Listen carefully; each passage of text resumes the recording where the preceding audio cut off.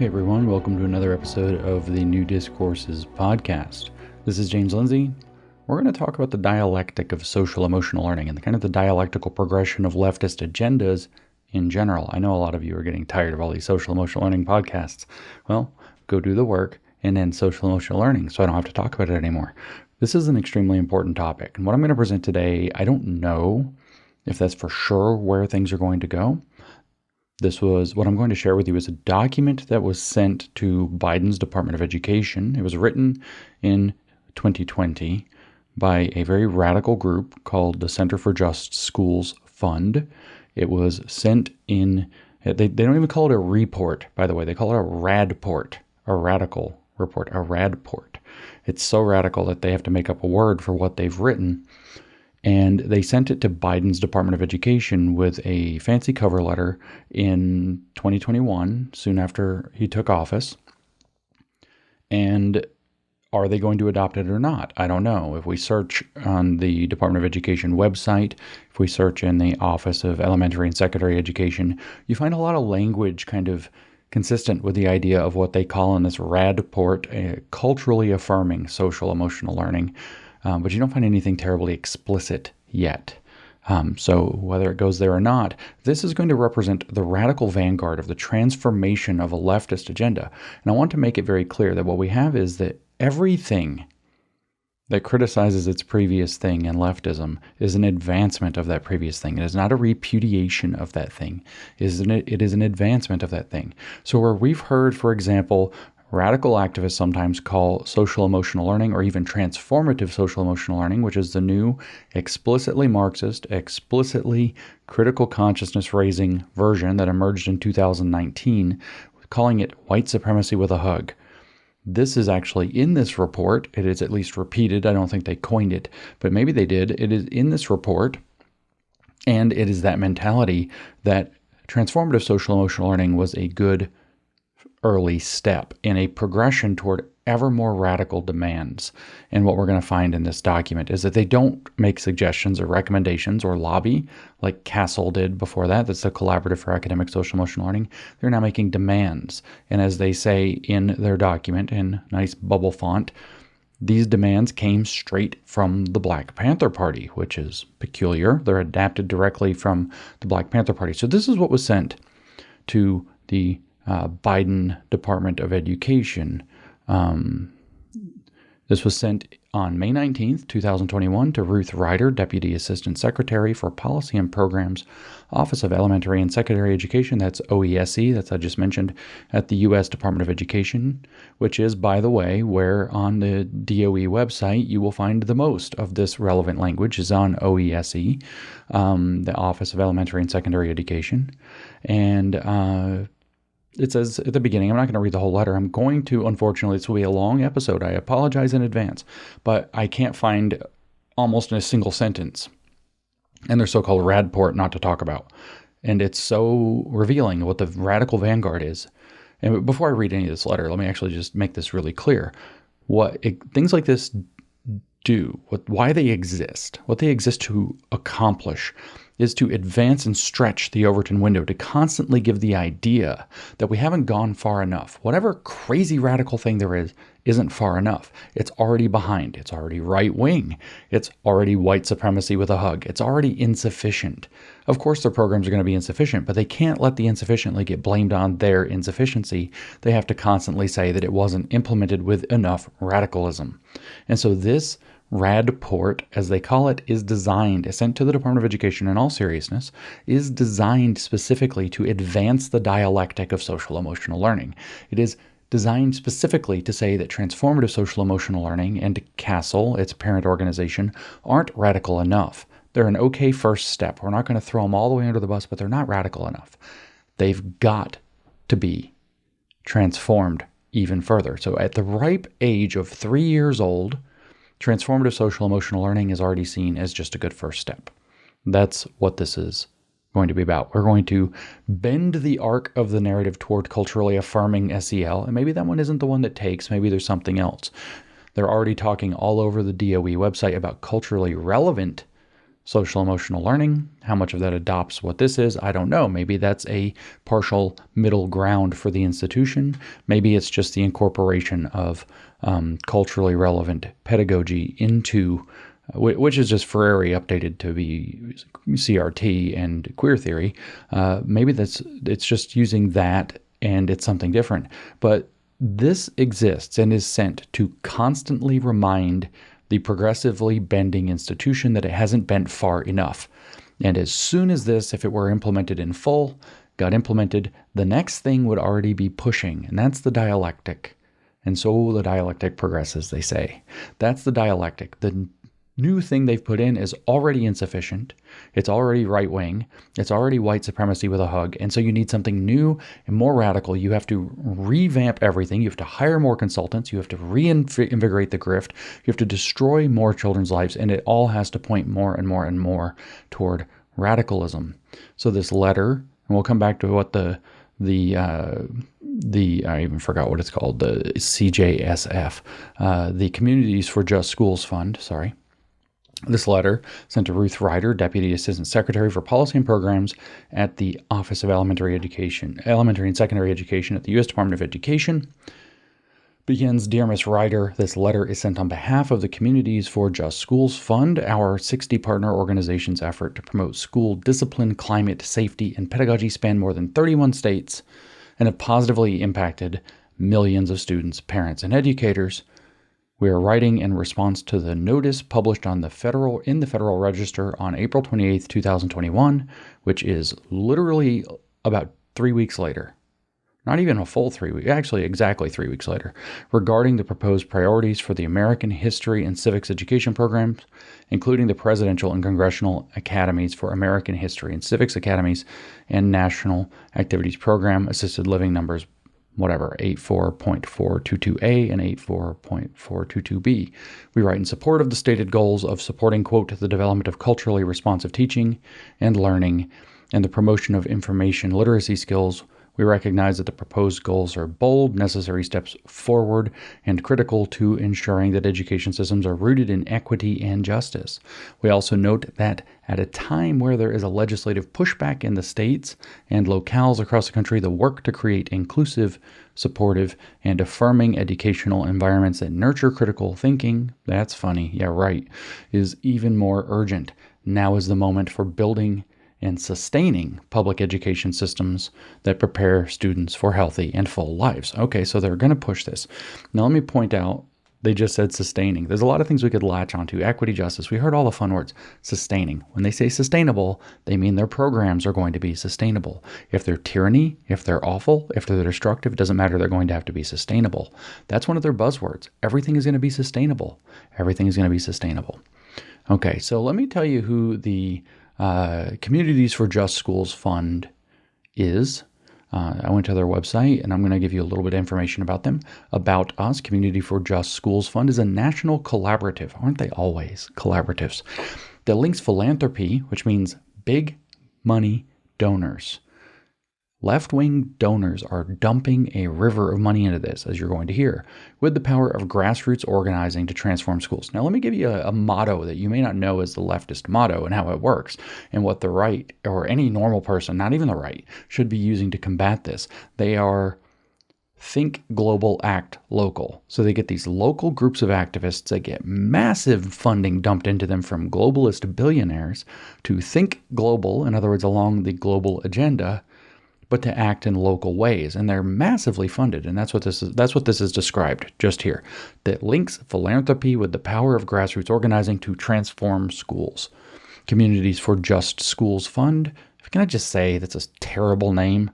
Anyway, was started in 2010 by individuals in philanthropy who understood that in the ecosystem of education justice, grassroots organizers are the least resourced and most impactful.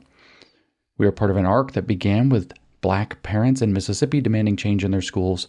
Their children were being pushed out of school, disproportionately disciplined, and arrested for reasons that defied explanation except as symptoms of a pervasive system of racial hierarchy. A movement was born to end the school-to-prison pipeline.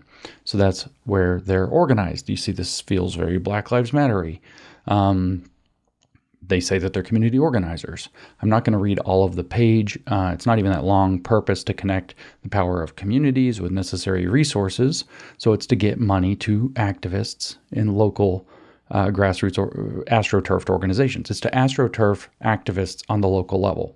That's the purpose. That's what they say. To connect the power of communities with the necessary resources for the health and longevity of the nation's schools, the nation itself, and the world. They have a mission. We bring together the resources of philanthropy with the power of grassroots organizing. They astroturf local activists to ensure that schools welcome all students and nurture their full potential. Just in case somebody out there hasn't heard the term astroturf, astroturf is fake grass. We're talking about grassroots organizations. So astroturf is when you have a big corporation come in and lay down fake grass and call it grassroots. In other words, we have big entities like, I don't know, the Open Society Foundation or something run by George Soros that dump lots of money into making sure there are community organizers at the community level that look local, that look grassroots, that look like they act grassroots, but are actually part of a coordinated, larger agenda. They have a goal, they have a vision, it's all the same, blah, blah, blah, but I don't want to read that. You can go to the website yourself. CJS, Communities for Just Schools. cjsfund.org/about-us. You can go to the site yourself. I just want to read this part, though, in addition.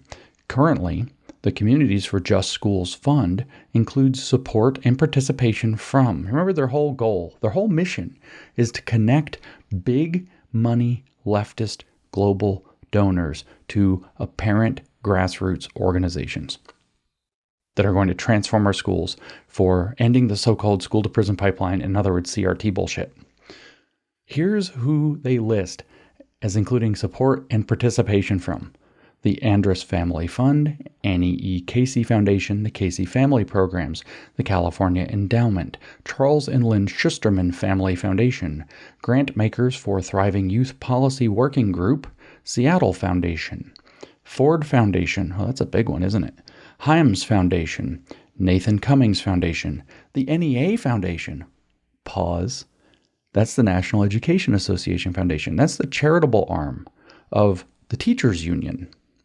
The Novo Foundation, another big one. The Oak Foundation shows up in a lot of dirty places. Public Welfare Foundation, Rakes Foundation, I think that's how you say that, RAIKES Foundation.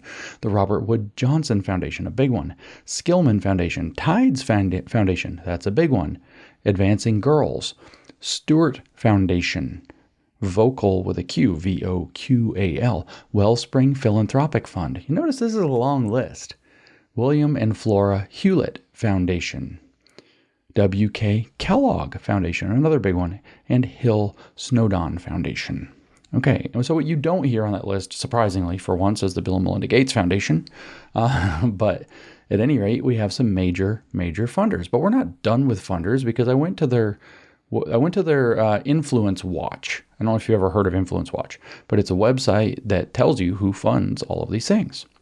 And so there's lots of information there, but I'll just read the two paragraphs under funding. Communities for Just School receives funding from, so we're going to hear some names that were not on that list, by the way, receives funding from, and you can track it all on that site. You can go to the influencewatch.org and look up Communities for Just Schools Fund and see what they have. Communities for Just Schools receives funding from left and center liberal grant-making foundations. The most notable among these organizations are Open Society foundations that made grants totaling $700,000 since 2017. The Ford Foundation that made grants totaling $5.65 million since 2015. The W.K. Kellogg Foundation that made tens of millions of dollars in grants to CJSF's parent New Venture Fund. And the Robert Wood Johnson Foundation that made grants totaling $1.6 million since 2016. The organization also receives significant funding from numerous other left-of-center and liberal organizations such as the Arcus Foundation, an identity politics organization advocating for LGBT interests, the NEA Foundation, there's your teachers union again, the 501c3 organization associated with the National Education Association, the largest labor union in the United States, and the Novo Foundation, a left-of-center organization funded by Warren Buffett's son Peter, advocating for more lenient abortion legislation, LGBT issues, and liberal economic policy. It notes that the director The executive director, Allison R. Brown, for the Communities for Just Schools, previously worked as a civil rights attorney with the Educational Opportunities Division of the U.S. Department of Justice. She also served as a program officer for Open Society Foundations. That's George Soros. And it goes on. With other people, they also worked with another one, Thena Robinson Mock, is a program director. She worked as a staff attorney for the New Orleans branch of the Southern Poverty Law Center, a controversial left-of-center watchdog of extremist groups. It's got ties to the NAACP Legal Defense and Educational Fund, Californians for Justice, the Black Organizing Project, which is in Oakland. Let's see, there was one other thing on here, a fiscally sponsored project of Philanthropy. Up at the top, though, it actually mentions this. It says Community for Just Schools Fund is a left-of-center entity that advocates for issues relating to public schools. The organization is a fiscally sponsored project of New Venture Fund, a funding and fiscal sponsorship organization managed by the left-of-center consulting firm Arabella Advisors. If you don't know what that is, you need to find out. It's, the gigantic, nefarious Koch network they used to talk about, and that was like the big, evil, dark money, right-wing, blah, blah, blah, libertarian something. Arabella Advisors is the left-wing counterpart to that, and it's much bigger and much better funded, and funds virtually everything you wish wasn't happening. The project has received hundreds of thousands of dollars in grants from the Open Society Foundation. We heard $700,000 actually, which compared to the rest of their grants isn't that much. A left-of-center private grant-making foundation founded by liberal mega-donor George Soros. And so this is who the Communities for Just Schools Fund is. Let's go back to the letter. I'm not reading the whole letter. I'm not reading any more of their about page. I want to skip down to a section in the letter, which is 5 or 6 pages long, examples of our partners' efforts toward culturally responsive learning environments. So when we read that they have lots of culturally responsive stuff on the DOE website subsequent to their receipt of this, we have to wonder, did they get swayed by this? Are they interested in this? Is this just a radical nut job group, which when you read the document and look at the pictures in it, you think it must be, but what is it? Did it influence the Department of Education? Is Department of Education thinking in this direction? Is this how social emotional learning is going to evolve, forcing, again, not just millions, but maybe $1 billion or more in consulting fees to schools to revamp all their programs to this new thing, within the next year or two? It's going to be competing unless it can integrate within it to match with the sustainable development agenda that SEL is being co-opted to push, as we've heard in other podcasts. That's from the United Nations. This is something slightly different. But what they say here is work by our partners has led to greater understanding on the part of schools, communities, districts, and even state officials about harms perpetuated by flawed policies and practices, and in many instances has resulted in changes to these policies and practices. We strongly urge you to read CJSF's Reclaim SEL. This is the document I'm going to go through.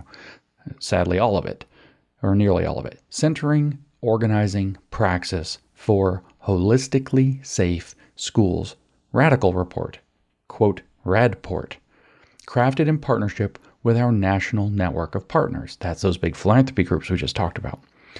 The RADPort illuminates examples of social emotional learning as critical consciousness raising in organizing praxis. So let's not miss this point. What they told the United States Department of Education in no uncertain terms was, please read our report. Our report is based off of using social emotional learning as a means of doing Marxist consciousness raising in organizing praxis, which means in doing theory and Marxist theory informed radical activism. They are telling the Department of Education, if they have any brain in their head, this is an explicitly Marxist program, both in theory and in practice, and it urges in both directions.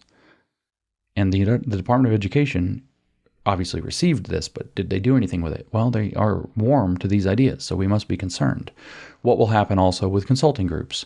Well, when we read the RADPort, we'll see that these people are setting themselves up in competition to, or to supplant, CASEL, so that might be challenging for them. I don't know, but this is how the dialectic progresses. This is the radical vanguard on the front of social emotional learning. We talked in WTF is SEL and talked about it's really weird, and apparently I didn't go deeply enough. We'll have to talk about A Course in Miracles later. Really weird occult New Age roots, and now we're talking about its potential development. And this is very radical activist, very street BLM flavored. I don't know that they actually mentioned BLM. We'll see. I think they do. Can't remember. But this is the flavor of that, which is slightly different. They say it also includes CJSF partner reflections that serve as evidence. So their partner reflections serve as evidence relevant to culturally responsive, sustaining curriculum. We haven't covered culturally sustaining curriculum yet because I tried to read that book and thought it was the most insane friggin' thing I've ever read in my life. And I was like, there's no way I can't even cover this. It's too nuts. I might have to suck it up and try to go back to it. It is literally the craziest thing I've ever heard. But they say, including, quote, schools should be where young people learn about themselves. Yeah, because that's what school is for, is narcissism. And people's history as liberatory practice aimed at communal freedom. This is communism. This is straight up communism. Young people are to go to school to learn about themselves and people's history. Communism. As liberatory praxis. History is a developing practice of liberation when it's the people's history. That's communism. Aimed at communal freedom. Well, if you don't want to call that communism, you can call it Rousseauian French revolutionary social contract theory or whatever you want to call it. But it's communism. It's the same thing. It's that we achieve freedom when the community is free by giving up our individual rights and liberties so that there is more freedom for everybody because nobody can violate anybody else's rights by having their own. Sounds stupid, right? Well, it turns out the dialectic is stupid. It's fake. It's how you create through destruction. It's magic. It doesn't work. We're also including several examples of our partners' work here. That means those philanthropies. These examples all speak to the imperative for greater investment in and support for school practices to effectively accomplish your stated goals for teaching and learning practices. A, to take into account systemic marginalization, biases, inequities, and discriminatory policy and practice in American history. B, incorporate racially, ethnically, culturally, and linguistically diverse perspectives and perspectives on the experience of individuals with disabilities. C, encourage students to critically analyze the diverse perspectives of historical and contemporary media and its impacts. D, support the creation of learning environments that validate and reflect the diversity, identities, and experiences of all students. We all know that all students means the ones that they think aren't being heard because everybody else's stories have already been told. If you didn't know that, that was the first phrase I ever heard that made me know that woke was dangerous. I heard a white woman tell a white collar woman with a master's degree tell a blue collar man, white man, that his story didn't count because his story has been told. So some people's stories, all students, some people's stories don't count. If you have one of the privileged identities that would have been labeled black by Mao Zedong, your perspective doesn't count. Your experiences don't count. If you're a white person, your experiences don't count unless you have critical consciousness. If you are a straight person, if you are a man, blah, blah, blah, able-bodied, no. Those stories have been told. We tell those stories all the time. Only other stories have to be uplifted. We know how that works. But just to be clear about this bullshit phrase, when they say experiences of all or perspectives of all, they mean some. They mean that lots of them are already by default being told all the time, so the other ones have to be lifted, and the ones that they don't want heard have to be suppressed. Exactly like the way Lenin said in State and Revolution in 1917 or 18, that democracy would work under his dictatorship of the proletariat. E, contribute to inclusive, supporting, and identity-safe learning environments. Not safe learning environments where there's not, dangerous things happening or kids getting beat up by each other. No, identity safe. What does that mean? Well, only certain identities are unsafe. We know what it means. So then they list some of their partners. I'm not going to go into this in detail. I'm not going to read it. Coleman Advocates. There was a reason I wanted to do this. The Providence Student Union, Teaching for Change, The Zinn Education Project, that's what the reason was. Teaching for Change and the Zinn Education Project are named in more than 15 states' bills to ban their resources that get at the heart of the proposed priorities in American history and civics. So Teaching for Change launched a Freedom Reads anti-bias book talk, and they want to push the Howard Zinn Radical Dismantle America program along with Teaching for Change. And they want to stop states from saying no more of this radical stuff. Okay, so I'm not going to read any more of the letter. I really wanted to point out that one line where they very, very explicitly tell us that this is about raising critical consciousness in organizing praxis. That's what the point of this is. That's what they sent to the Department of Education, which in an American institution, which should not be a Marxist institution, it should say, oh, whoops, hell no. Thanks for your letter, file 13. If you're young and don't know what that means, it's a code for the trash can. You can also call it the circular file, because trash cans sometimes are round. All right, this was written in 2020 by the Communities for Just Schools Fund, which they tell us on the cover is a national donor collaborative. This is all about the Benjamins, baby. That's all this is a national donor collaborative. It is a funnel. It is a proxy by which big money left-wing donors can dump money into an activist agenda that's very radical. The Communities for Just Schools Fund, it should say, is an astroturfed collaborative, but it says National Donor Collaborative, that provides resources in support of community-led organizations. In other words, it's, astroturfing. The document is, like I said, published in 2020, is titled Reclaim Social Emotional Learning, Centering Organizing Praxis for Holistically Safe Schools, as I said in the letter. And they call it a RADport, which is a radical report. Get it? RADport, radical report. God, these people. Can they just stop? Now, pause for a minute to just soak in the hilarity of Reclaim Social Emotional Learning. What does that mean? That's the title of their frickin' report. What does that mean? That means they think social emotional learning has already been co-opted away from them and they have to get it back. It means that Castle, with transformative social emotional learning dedicated to explicitly critical consciousness raising, explicitly to Freire's method of humanization and transformation and conscientization, explicitly dedicated to those things, not behind the scenes, explicitly, openly dedicated to those things, has somehow been co-opted away from its full radical potential by existing and not being under the thumb of these harder core left-wing radicals. And so we already need to reclaim it. Now, I point out that they wrote this in 2020. Transformative SEL, which they identify by name in this, emerged in 2019.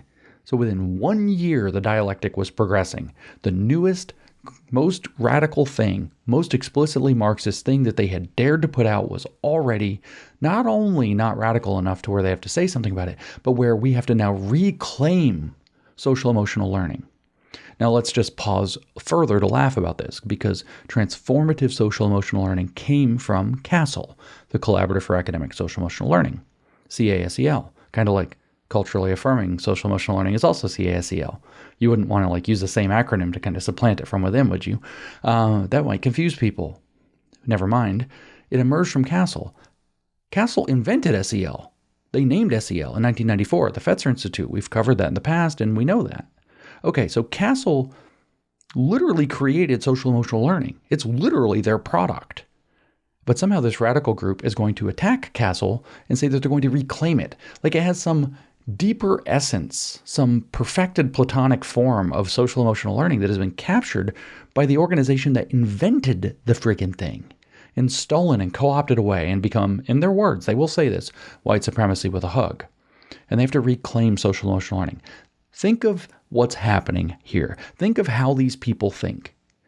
This is ridiculous. It's actually Gnosticism and everything that has power and influence that they don't have under their control, or that's not being radicalized further in line with whether you want to give it to Trotsky, whether you want to give it to Alinsky, whether you want to give it to Freire, the perpetual cultural revolution. Everything that's not completely under their control is already a problem.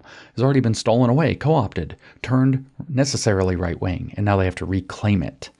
That's, by the way, when they were trying to transform math into ethno-mathematics, the hashtag all over activist ed Twitter was reclaim math. Reclaim math. Like there was this ideal radical math out there in the universe that got captured up and turned into a hegemonic bourgeois status quo agenda to reproduce. They have to reclaim math. Why is this Gnostic? Let me just go off of my favorite tangential hobby horse for a moment, because that's how Gnosticism thinks. Gnosticism thinks that there's a real, perfect, divine deity out there behind the curtain, but the one that we believe we interface with, or that created our world, is actually an evil demon called the demiurge that imprisons us in this material world and denies us our recognition that we truly not are as gods, but are gods ourselves. And in fact, that we're co-continuous with God. And so there's this deeper spiritual truth to whatever the thing is that's been captured and put into a perverse, mundane, fallen, and evil form by the demiurge, which is mistaken to be a deity or a creator or a builder or a bourgeoisie class. And this we have to reclaim from the ether, from the perfect realm, from the pleroma, it's called. We have to reclaim the Platonic form of the thing before the demiurge created a counterfeit that they feed us and use to trap us in it. And the demiurge in Marxism and cultural Marxism and all the way down through woke is whichever class is seen as privileged or bourgeois, whichever one has the means of cultural production. Castle being a large organization with lots of funding that's now tied deeply to the Department of Education and other educational outlets, huge amount of influence, huge amount of money, huge numbers of consulting contracts, becomes part of that bourgeois apparatus. And social emotional learning, despite the fact that it was always their product, has a perfect essence behind that demiurge that they have to go reclaim. And that's what's going on here. And how are they going to do it? Centering organizing praxis. In other words, centering community organizing for activism. These are with your children. For what? Holistically safe schools. There's that holism. You remember I did that podcast on New Discourses Bullets recently? Holism, the holistic Marxism. Whole school, whole child, whole community, whole this, whole that. That's part and parcel. This is, if we go back to Hegel, interpreting the Hermetic texts, you can't understand what's happening in the world unless you understand the parts in relation to the whole. So they focus on holistic thinking, which they then try to center themselves in. It's centering organizing praxis. Do you understand that if you know what you're looking at, all of that, all those words, holistically safe, what the hell does that mean? It means safe as viewed from a whole perspective. It's not safe in the narrow sense that people aren't getting shot or beat up. It's safe in the holistic sense that there's no racism, that the structural powers that cause more subtle forms of harm are kept away from the poor students. That's what this is about. And now I have spent forever on page 1 of 58 of this document. Luckily, we can skip a lot of stuff. There's a lot of kind of boring pages. There's this about us. I'm not going to read all of the stuff on this opener. The about us, though, I will read. The Communities for Just Schools Fund is a national donor collaborative. So they tell you it's the same thing on their website that provides resources and support of community-led organizations. That's astroturfing. That's all it means. That are working to ensure positive, safe, and supportive school climates that protect and affirm the inherent cultural dignity of all students. We know what that means now. We just talked about it. And foster the success of all students. Remember, all the privileged kids get all those things by default, so theirs has to, in fact, be suppressed while you elevate others so that all can have it. That's what it means. They dedicate it to Allison Brown, or Allison L. Brown. You are the heartbeat of this work. That's the person in charge. Purpose. Skipping the acknowledgments and so on. In a moment where there is a national spotlight on what safe and supportive schools look and feel like, Communities for Just Schools Fund convened our national network of partners, youth, parent, and teacher-led organizing groups, that's groups of radical activists, kids, to press back on harmful narratives about safety. In particular, after some school shootings, they wanted to push back on school hardening, which means making schools, secure in terms of fencing, guards, armed teachers, for example, in Florida, and so on. And instead place conversations about safety into the more holistic, appropriate container of culturally affirming social emotional learning, which I'll remind you didn't exist before 2020. They're going to put it in a container that they literally just made up. Through the year-long community of practice, I don't know how a community of practice is temporal. Through the year-long community of practice, which is a proper noun, we collected survey data from our partners, not from anybody else, about their work related to safety and SEL, conducted site visits to places like Long Beach, California, and Juneau, Alaska, hosted in-person and virtual learning exchanges, and facilitated a Twitter chat, and held a hashtag SEL webinar series. That's one hashtag SEL webinar series. All one word, you can look it up. I don't know what's there, I haven't bothered. These gatherings, that's a gathering, a Twitter hashtag. These gatherings centered the critical perspectives of organizers. This is why these people are never going to do anything. They went to a couple places, they had a couple of Zooms, they had a freaking Twitter chat, and they did a hashtag, and these are gatherings that they used to gain data. These gatherings centered the critical perspective of people who think exactly like us on everything. Organizers, and gleaned important insights about what truly makes schools safe and ensures students feel a sense of belonging. There's your magic word. We know what that means. It's the same thing as the all above. Only the kids who, you see, lots of kids automatically belong. You got to make the other kids belong by suppressing the belonging of the other kids and elevating the belonging of the kids you're favoring. The findings, which creates a dynamic in the school, it creates a dynamic of jealousy and resentment and a desire to get into the now artificially favored group because it has perks, and out of the artificially disadvantaged group. It's the same thing Mao Zedong did with his red and black identities with the kids. You create an artificially disincentivized group and an artificially incentivized group, and it creates an incentive structure for kids to take up the activism and join the favored group and get the perks. The finding from this year-long exploration of culturally affirming SEL are detailed in this radical report, RADport.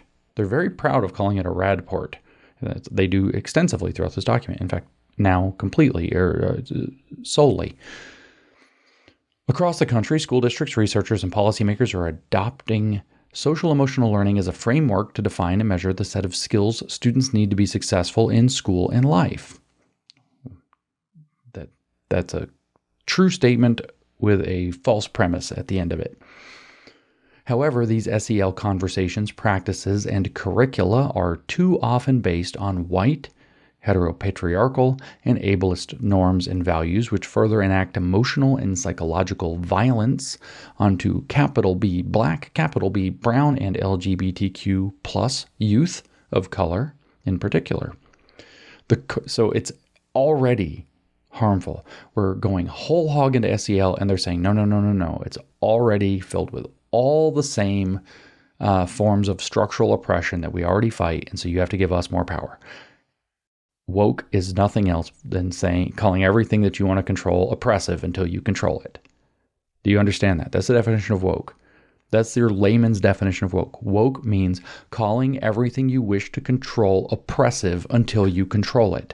That's it. And that's what they've done. They want to control SEL and the implementation of it and the grant giving around it straight into their pockets. The current narrative around SEL is that young people must manage themselves and their emotions, conform and constrict their identities, and not express their fullest, most authentic selves. See, total liberation, right? But it can't be about control or self-control or self-management, because that would constrict your identity. You can't be your full, most authentic self. In fact, you can't be angry. You can't throw a fit. You can't be a petulant little shit activist if you have to manage yourself. So all the things they're selling SEL on so that the public will swallow it, they don't want that. They want chaos. They want chaos agents who are going to be called change agents.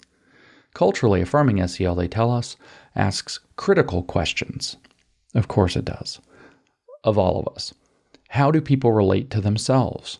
How do people relate to land? How do people relate to their community?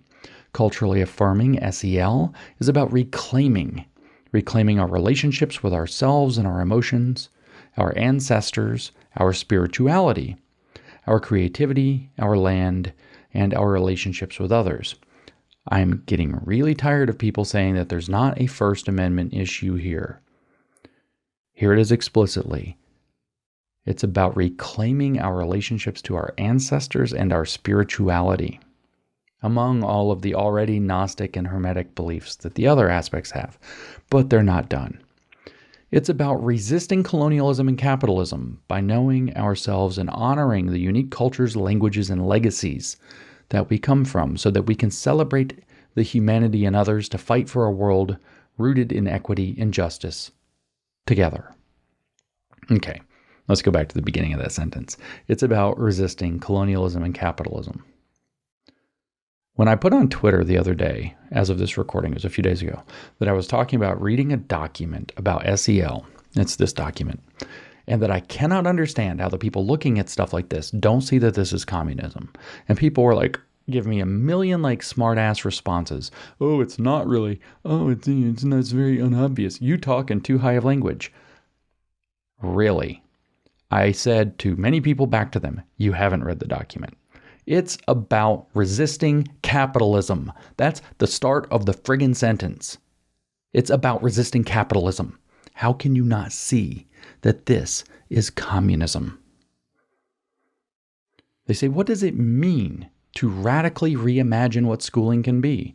It means following the organizers who have been fighting for policies and practices to make this a reality for decades. Okay, hang on a second. I hate to do this because I don't want this to take all night. What does it mean to radically reimagine what schooling can be? It means following the organizers. It means do what we say. How can we radically reimagine the schools? Do what we say. It means following the organizers. How do we radically reimagine what schooling? We. Who's the we? All of us? Royal we? Everybody involved? All the stakeholders, right? No.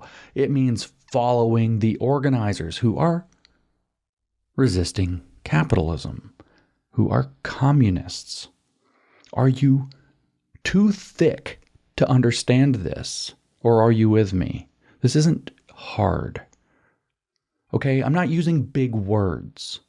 I'm not using academic jargon.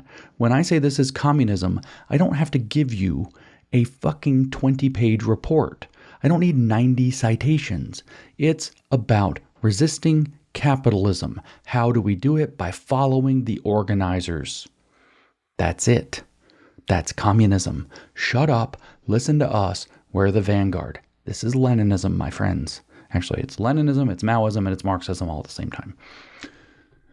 This Radport drink highlights examples of SEL from organizing praxis, problematizes current SEL frameworks, especially when SEL is used as another form of policing, and illuminates the connections between holistic safety and SEL. And then it shows a graphic of somebody with looks like overweight black person holding a piece of paper that says, "Everyone being heard." That's all it says on the piece of paper. It's the whole picture. There's lots of pictures in this that are extremely hard to read because they split across pages and that doesn't work on a PDF. So I will not really go into those. We begin with some big questions. And I mean big, they're not big. They don't say that they're big. They're in gigantic letters. 3 questions filling the whole page. How do people relate to themselves? How do people relate to land? How do people relate to their community? Then we have this gigantic picture about collective imagining as social manifestation. This is Hermetic. Has all kinds of stuff on it. Octavia Butler, Soinage, vision boards, what our people have always done. Curriculum is designed to build connection and build movements. It's multi-directional, self, ancestors, land, community, starting and ending with questions. There's all this kind of stuff on the graphic. I can only see half of it from here. I think we'll try to cover some more of it, but it's very difficult to read this because it's split. But it says off to the side, imagine stepping into a school building and immediately feeling the warmth of meaningful relationships, colorful hallways, and critical inquiry. My friends in customer service would say, this is where they sell the dream. We'll deal with servicing the nightmare later. Young people co-lead lessons alongside educators. Doesn't that sound great? No, absolutely not. As they analyze science fiction texts and music videos about Afro-futuristic worlds. So you walk into a school and you see that, what are you going to do? You're going to be happy? You want your kids to go to that school? Hell no, you don't want your kids to go to that school. Young people are co-leading lessons alongside educators as they analyze science fiction texts about and music videos about Afro-futuristic worlds. Like, get them the hell out of there. What the hell are you talking about? Together, young people and educators examine structural and systemic oppression. Oh, cheer for that. They don't learn a damn thing except how to look at power. in the historical narratives, in other words, Marxist distortions of those that see not historical facts, historical narratives that give way to the status quo. They identify ways to act in service of social justice based on their understandings of their strengths and expressions of knowledge. Young people develop campaigns and organize their communities as their teachers invite local organizations into the classroom based on student interests. Doesn't that just sound dreamy? Doesn't that sound friggin' great? And what else do we have on this document? Yes, and resources, organized pedagogical information. History is made by everyday people. You are cultural practitioners. Space to build power through listening campaigns. Youth-led town halls. Arts and culture. Space to heal. Ritual and ceremony. Radical. The roots of our institutions require us to center healing. That means whatever they want. Classrooms as site of disrupting norms. Youth leading narrative change. Pronouns, check-in, she, her. Oral histories, backseat ciphers. Somebody named Jessica Rucker. SEL must be culturally affirming, otherwise it is weaponized against students navigating a system not designed for them. Quote, I leverage the privilege of my age to lift up youth voices. Bus stop sermons on gentrification. Protest poetry. They're learning great shit. Community pride from I have to get out to I want to reinvest. Fun and laughter, joy as a liberatory practice, and then it shows these little plants in the same font and color, and in the bottom of the plants the roots are hearts, and it says on the stems, redistributing wealth. Relationships are everything. But let's go backwards. Joy is a liberatory practice. Redistributing wealth. Attention, smart people. That's communism. Hello, McFly. Communism. I don't need to give you a 50-page thesis. I don't need to use big words. Redistributing wealth is on the fucking document. You might be able to tell that I'm annoyed with these people on the internet who think they're so goddamn smart. I'm real annoyed with them. Imagine stepping into a school building. It says the same thing. Actually, it doesn't. It says the same. Imagine stepping into a school building. It says the same introduction and immediately feeling the warmth of meaningful relationships, colorful hallways, and critical inquiry. Parents direct scientific lessons about food and water justice. Those don't exist. Scientific lessons don't exist on that. Only the science exists on that. Parents direct scientific lessons about food and water justice and land sovereignty as they share their indigenous knowledge and language with a class. That's Bill from accounting. Here's his indigenous knowledge. There are lessons about radical self and... Oh, wait, Bill from accounting isn't going to be in the classroom, is he? And neither are his kids. There are lessons about radical self and communal care in a unit about the Black Panther Party's full history. Their vision board is really something, isn't it? Young people are encouraged to notice and observe their emotions, and there are spaces for them to meditate, reflect, move their bodies, or create art to express how they are feeling. That doesn't say shit about learning math, does it? They are supported by counselors, nurses, social workers, and psychologists, while processing their emotions and sustaining their overall well-being. Sounds like an insane asylum, doesn't it? It's literally an insane asylum. It's not a school. That's literally, if you try to commit suicide as a teenager, they send you off to a facility that would be described almost exactly that way. They give you crayons and markers and let you draw, and they don't give you anything sharp. They're supported by counselors, nurses, social workers, and psychologists while processing their emotions and sustaining their overall well-being. Doesn't this sound fantastic? This is their vision board. Each day begins with a talking circle for... I told you I have to read this whole thing. It's unbelievable. Each day begins with a talking circle for young people to share their thoughts, opinions, and reflections. A talking circle. No math. As young people and educators practice wholehearted listening and find connections in their sharing, because none of them know math, they can't teach it. Educators are supported in understanding their own emotions and provided with an ongoing training and mentorship. Young people, educators, school staff, parents, and all those who came into contact with the school building feel holistically, mentally, physically, emotionally, psychologically, intellectually safe. Nobody learns a damn thing. And the people who are like Bill's kids, from Bill from accounting, probably don't feel that psychologically safe, but that's because they're fragile and lack resilience, which we taught to them through the social emotional learning. Shut up and take your brainwashing, Johnny. This is their vision board, by the way. We aren't to the nuts and bolts. This is like, dream it with me. This is insane. I want you to picture these people. They wrote this.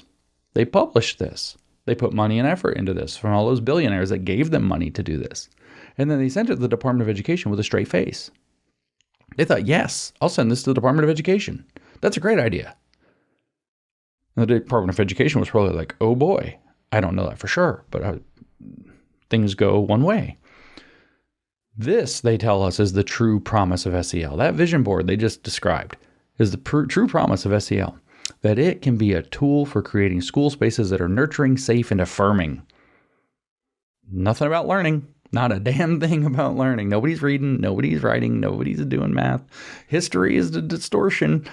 Doesn't matter. Science is apparently about climate action. There's no real science. It's just what CNN told them, or whatever. Or George Soros, maybe, through his $700,000 he gave him. This is the true promise of SEL. Nothing about learning. School spaces are nurturing, safe, and affirming. They meet an exact description of being an insane asylum for teenagers, particularly for capital B Black and capital B Brown students and LGBTQ plus students of color. See, not even the white LGBTQ plus students. They got left out there. It's safe for these groups in particular.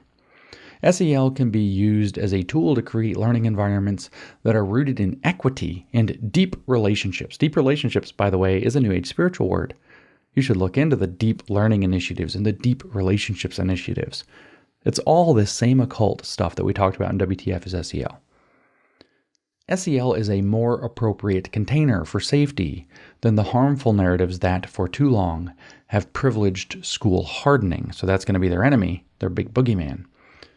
The troubled narrative about safety. This is the first big section. The United States has a long and violent history of using schooling as a mechanism for demanding conformity and perpetuating racism. Capitalism. Alert, alert, alert. James is using big words to say that communism. Perpetuating racism, capitalism, heteropatriarchy, and other forms of oppression.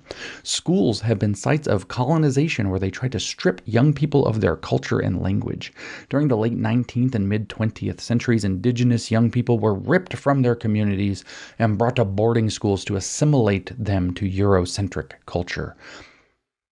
I like to think about this. I understand that was pretty bad. Colonialism was pretty bad. But also, the people who were colonized, I hate to put it this way, to be honest, lost the war.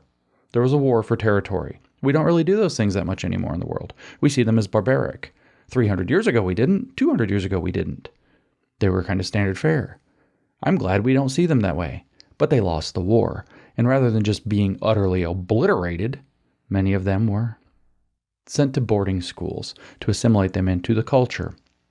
Let's try to be more humane in our complete conquest. They didn't Genghis Khan these people and just utterly decimate and destroy them all and rape all the women. They didn't do that. They did this instead. Whoops. Often, Christian missionaries who acted as teachers and administrators forced indigenous young people to cut their hair, a source of identity and pride, and exchange their traditional clothing for uniforms. Colonizers punished them for speaking in their indigenous languages. This psychological and emotional policing attempted to erase their culture. It was also over 100 years ago, and you're still pissed off about it. It was over 100 years ago.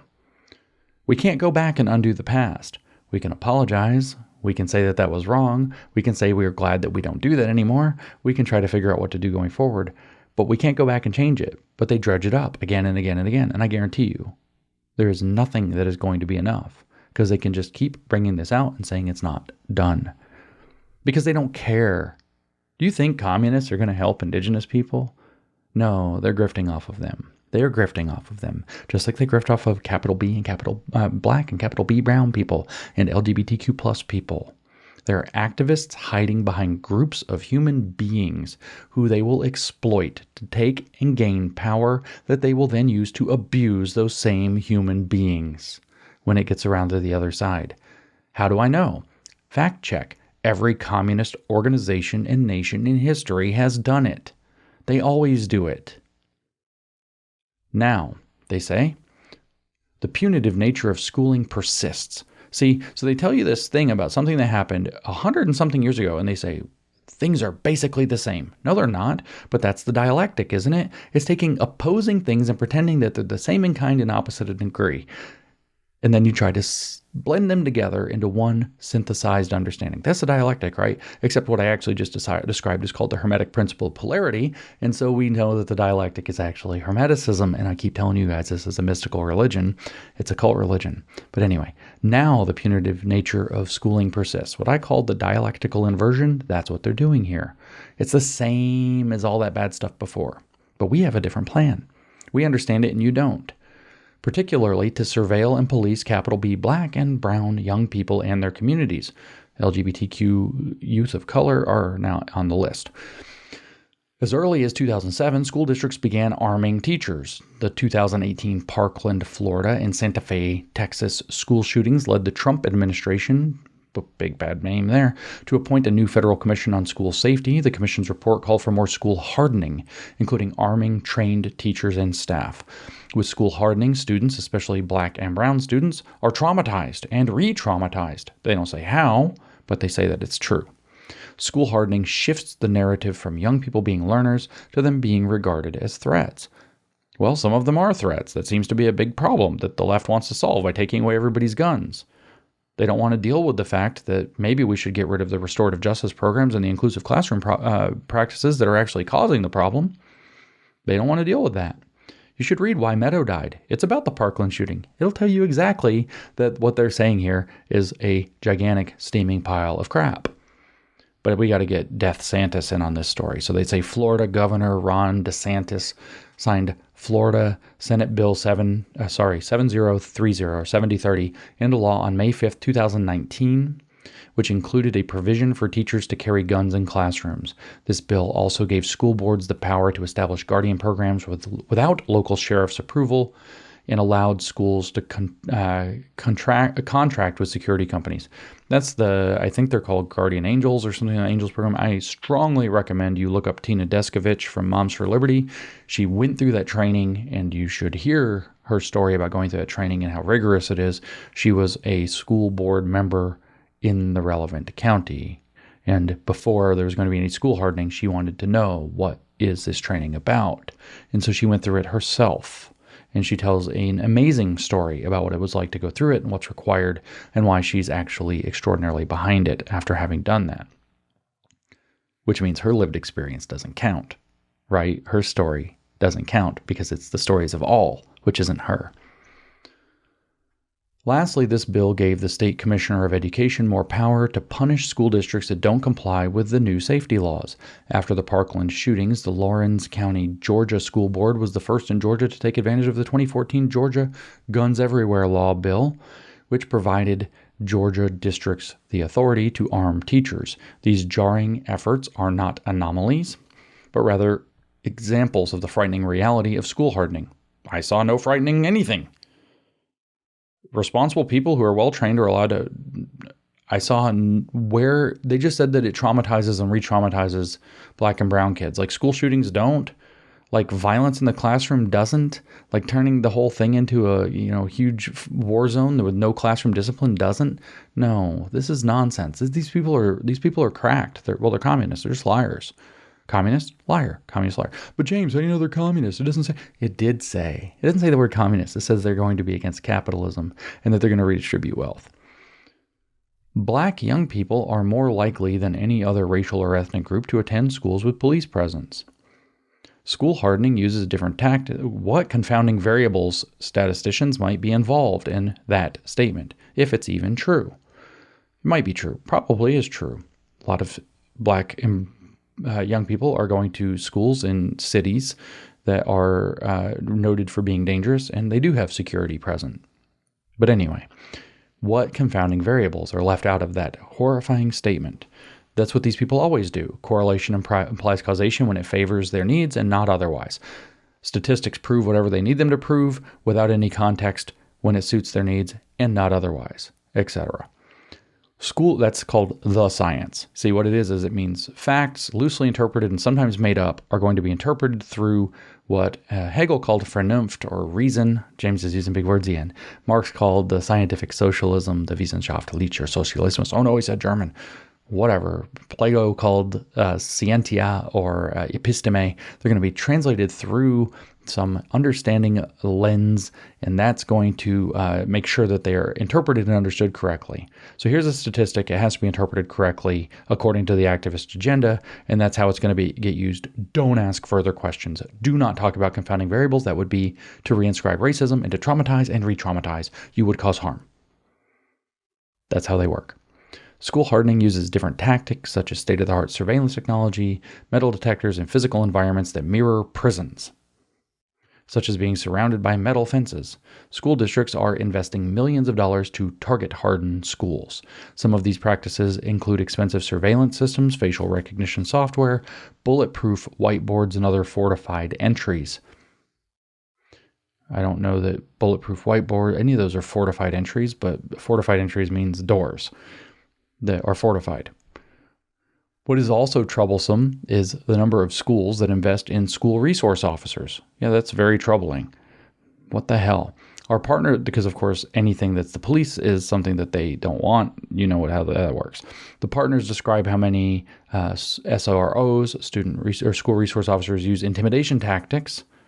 Their partners describe that. They're the activists, which they straight up make shit up, so who knows? They misinterpret everything. They even already misinterpreted a statistic right in front of us. But they use intimidation tactics, both verbal and physical, to threaten young people's safety. Really. I'm pretty sure their job is to maintain people's safety. This reminds me of when one of my daughters came home from school, and we found out that she had a very strict teacher. In fact, it was a very popular teacher among parents because the teacher was very strict and tended to get good results out of the students. And the only thing my daughter could call her was mean. She did not like this teacher. This teacher's mean. She's mean. She's mean. She wasn't mean. She's strict. That's what it sounds like I'm dealing with. That's what it sounds like. That sounds like I'm dealing with an entitled 8-year-old. In addition, they tell us there's no empirical research that confirms that school hardening techniques make schools safer. Well, seeing as they just started a few years ago, research show.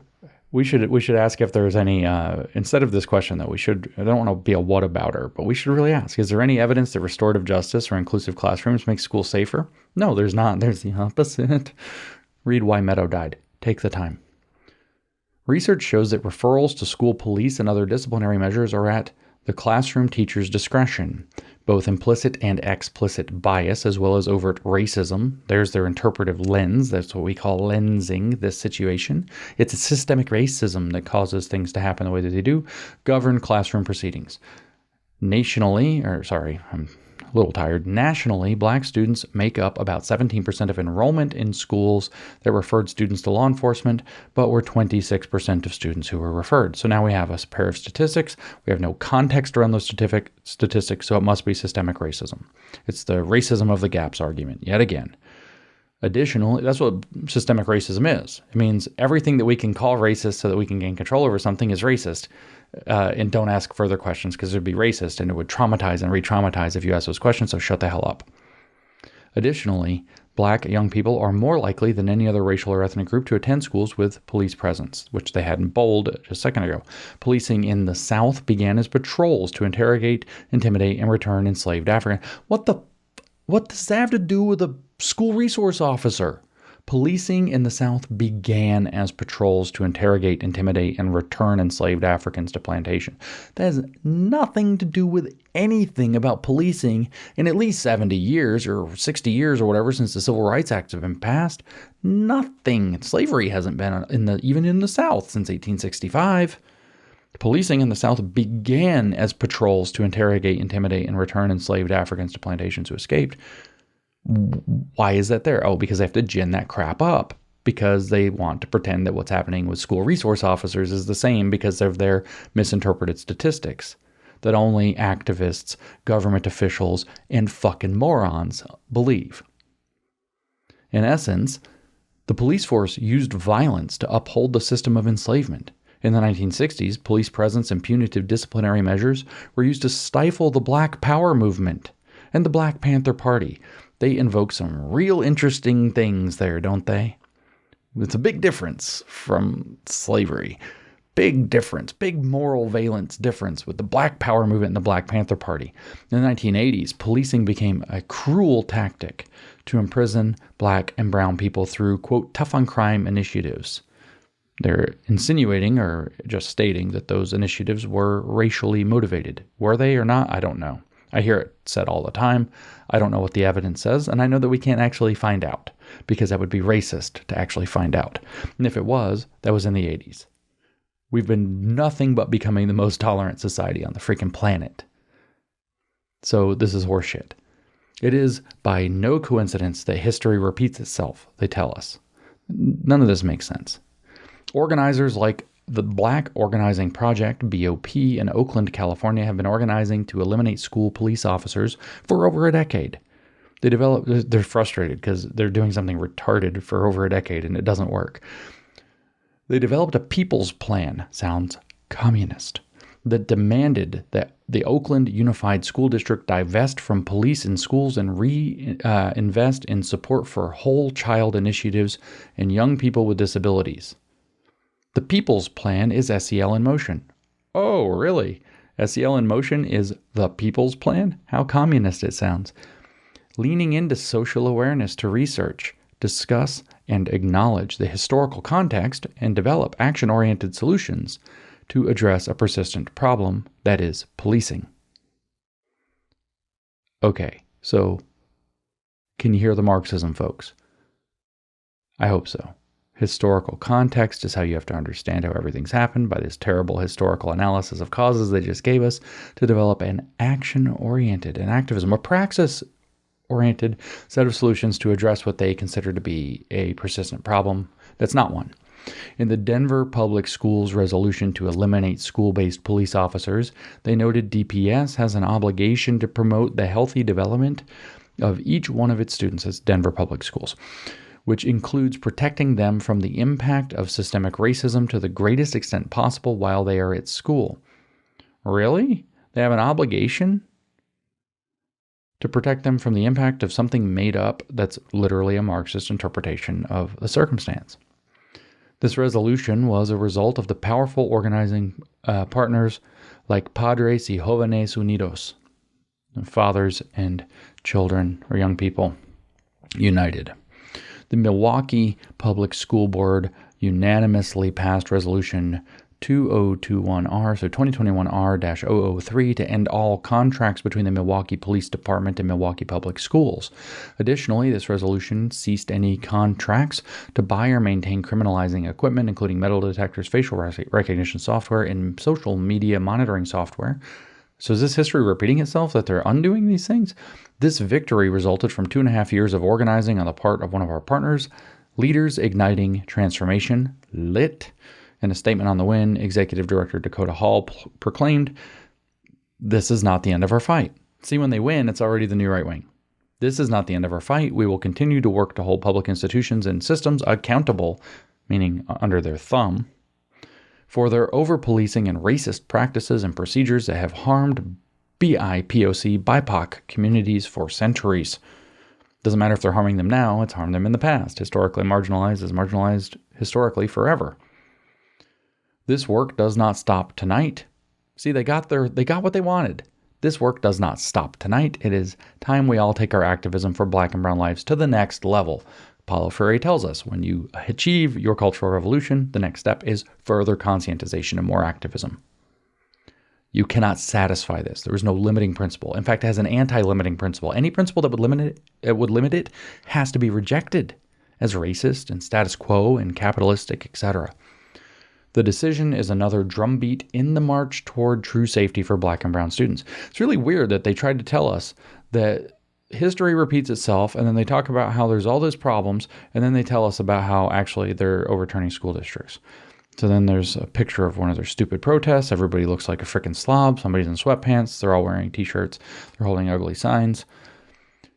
In the South, Noli Jenkins Family Center has been transforming lives through their work to nurture the next generation of leaders, end corporal punishment, and stop Mississippi's school-to-prison pipeline. Just a note to bene, it's not known that there is a school-to-prison pipeline. This is a thing that is highly in question as to whether or not it exists. Noel Jenkins Family Center successfully organized for an end of corporal punishment in Durant, Mississippi public schools, the first jurisdiction in Mississippi to do so. CJSF partners, many of whose freedom dreams, like Harriet's, like Ida's, like Septima's, have marked the path toward the possibility of police-free schools for years. As school districts across the country end their contracts with police, our partners continue to organize around what safety should look like: social emotional support, nurses, school psychologists, social workers, culturally affirming pedagogy, and family community school collaborative partnerships. Nice kitchen sink there. What we've seen, however, is how SEL practices, including restorative justice and mindfulness, have been co-opted and weaponized against Black and brown young people. Of course they have. Now, in the midst of a global pandemic and continued racial injustice in the United States, policing persists. What a groundbreaking statement. Even during emergency remote learning, Black and brown young people are not safe from policing in their own homes. Grace, a 15-year-old Black girl in Michigan, was sent to juvenile detention for not doing her homework. I could click on this link and find out what that story is. I bet it's sus. A Black 7th grader, Isaiah in Colorado, played with a Nerf gun during class and his school called the police. He was suspended for 5 days and received a documented record with the Paso County Sheriff's Office saying that he brought a firearm to school, even though it was a toy in his home. It's worth looking into what that is. Both young people have disabilities, an intersection of their identities that must be named. Because positionality, blah, blah, blah. Classroom Zoom rules have been circulating the internet that proclaim rules such as find a quiet place, free from distraction, video needs to remain on to promote focus, eye contact should be maintained and refrain from chewing gum, eating and drinking in front of the camera. End quote. Young people in some cases are asked to wear their school uniform on camera. This control tactic mirrors punitive school dress code policies in school buildings that disproportionately affect Black and brown young people, namely Black and brown girls and transgender nonconforming youth of color. Of course it does. In Gwinnett County, Georgia, a teacher was chastised by the district for displaying a Black Lives Matter poster during her online class. Good. 11 students addressed the school board, chiding their hypocrisy of issuing a statement professing the need to address racial equity, but citing the poster as a distraction. This policing is not new, but rather in virtual learning spaces it is so insidious that this is just a new iteration.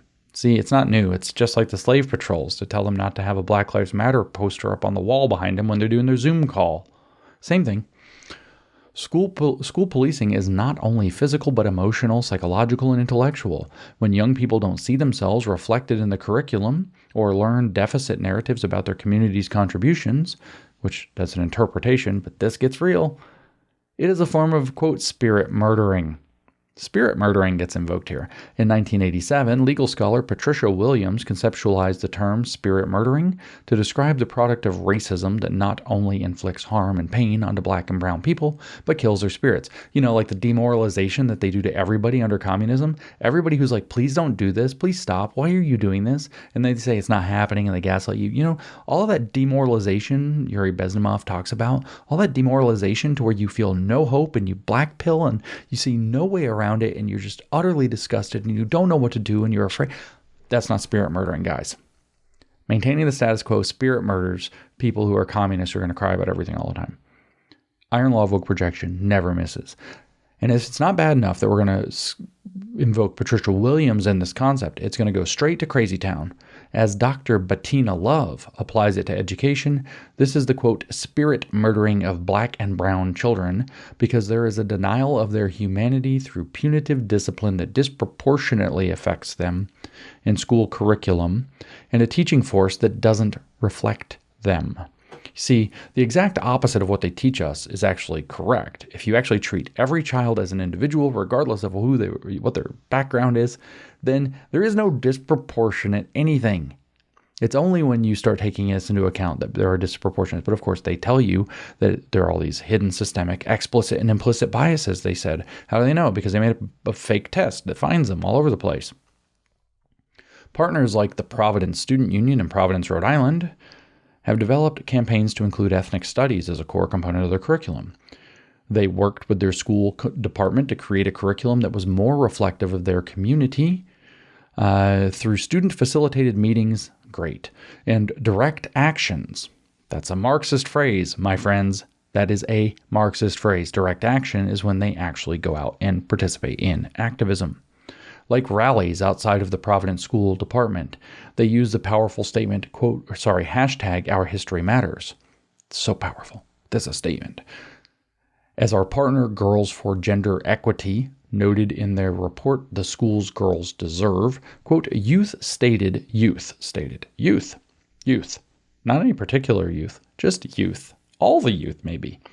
Youth stated that the limited representation in the curriculum was a form of violence because it made them feel disconnected and less valued by the school, end quote. You mean alienated? Because it's Marxist. Estranged from their own learning. Oh, that would be Marxist phrasing. Teacher organizers through Teaching for Change, Zen Education Project, Marxist, and DC area educators for social justice, Marxist, created campaigns to teach Reconstruction, teach the Black freedom struggle, teach Central America, and teach climate justice. These campaigns, where the hell climate justice got worked into that? There you go. It's about racism, climate justice. These campaigns encourage educators to teach outside the textbook. Okay, big aside here. You're going to go, I want to see the curriculum. Let's FOIA the curriculum. I want to look at it. Whoops. Most of the curriculum, or much of the curriculum the schools use now, is supplementary curriculum that's proprietary and you can't see it. It would violate copyright to show it to you, and you can't FOIA it because it's supplementary curriculum. They encourage teachers to teach outside the textbook and introduce young people to people's history. This is communism. And the history of resistance. Communism. To further spark social justice movements. Communism. If the curriculum is emotionally and psychologically violent to Black and brown students and completely erases the resistance of their ancestors, yeah, that's not what happens. How are schools leaning into fulfilling the core competencies of social and cultural awareness? How can schools be places where young people can recognize their strengths if the curriculum is oppressive? See, they're doing a struggle session on existing social emotional learning programs. How can you take perspectives, respect others, and appreciate diversity if the curriculum and the actual school infrastructure only highlight a history that presents the United States as the victor, rather than for the violence, colonization, and looting that this country was founded on? Is that what you send your kids to school to learn? Oh, hell no. Oh, hell no. These are critical questions. Yes, they are. That must be asked when examining school curriculum as a tool for incorporating SEL into classrooms. Big letters. We see examples of hardening schools and violent school curriculum that end up creating unsafe environments for students. Students of color, especially Black and brown children, whom we're hiding behind as human shields, face the brunt of these initiatives. It doesn't say the human shields part. I might have added that part.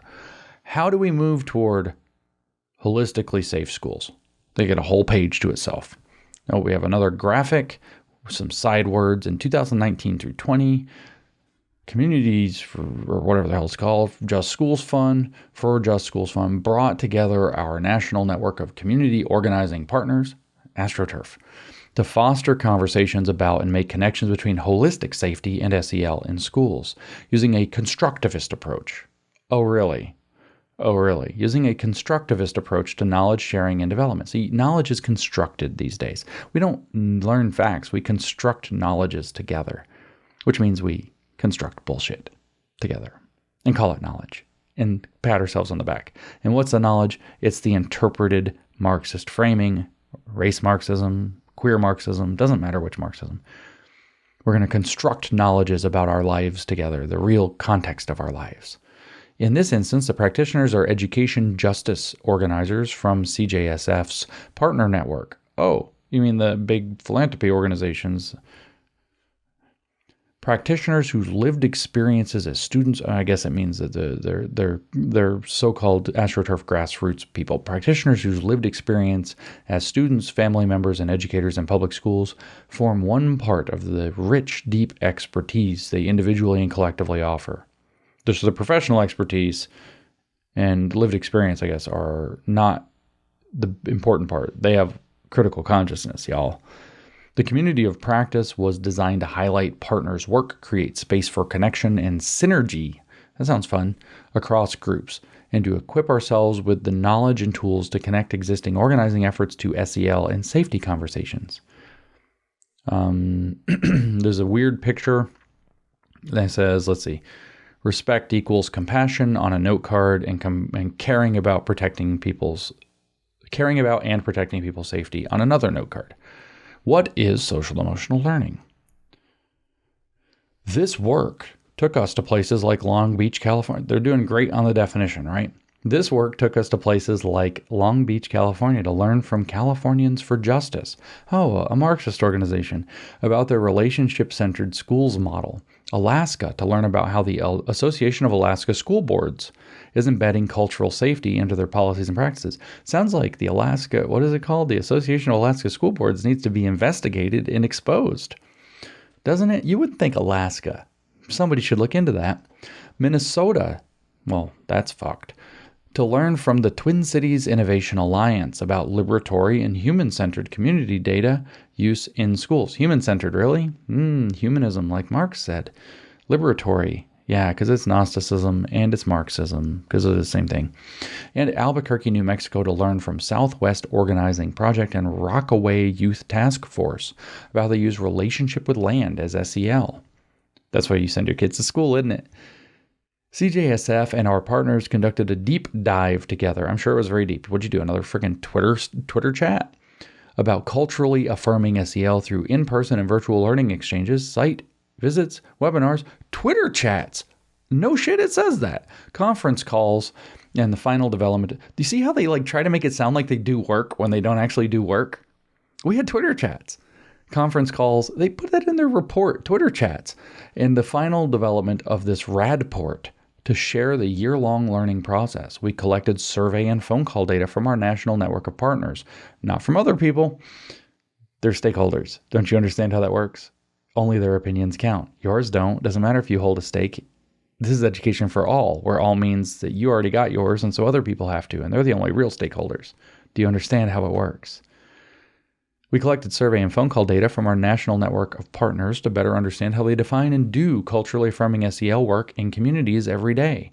We convened 40 plus of our partner groups to engage in critical dialogue, examine and deconstruct SEL frameworks, and create space to dream and strategize together. Oh, they dream and strategize together. Have they defined social emotional learning yet? No, they told you how hard they pretended to work for a year on generous grants from left-wing donors. The next section of the RADport details the stories we collected. They probably talked on the phone to each other, you mean? Analysis of the data from conversations and presentations and major themes from how our partners conceptualize and exemplify SEL practices in their daily work. They did not yet define SEL in the section about defining SEL. Why SEL? Whoops, we had a new section. Research shows the positive effects of social emotional learning. Well, we trust research here.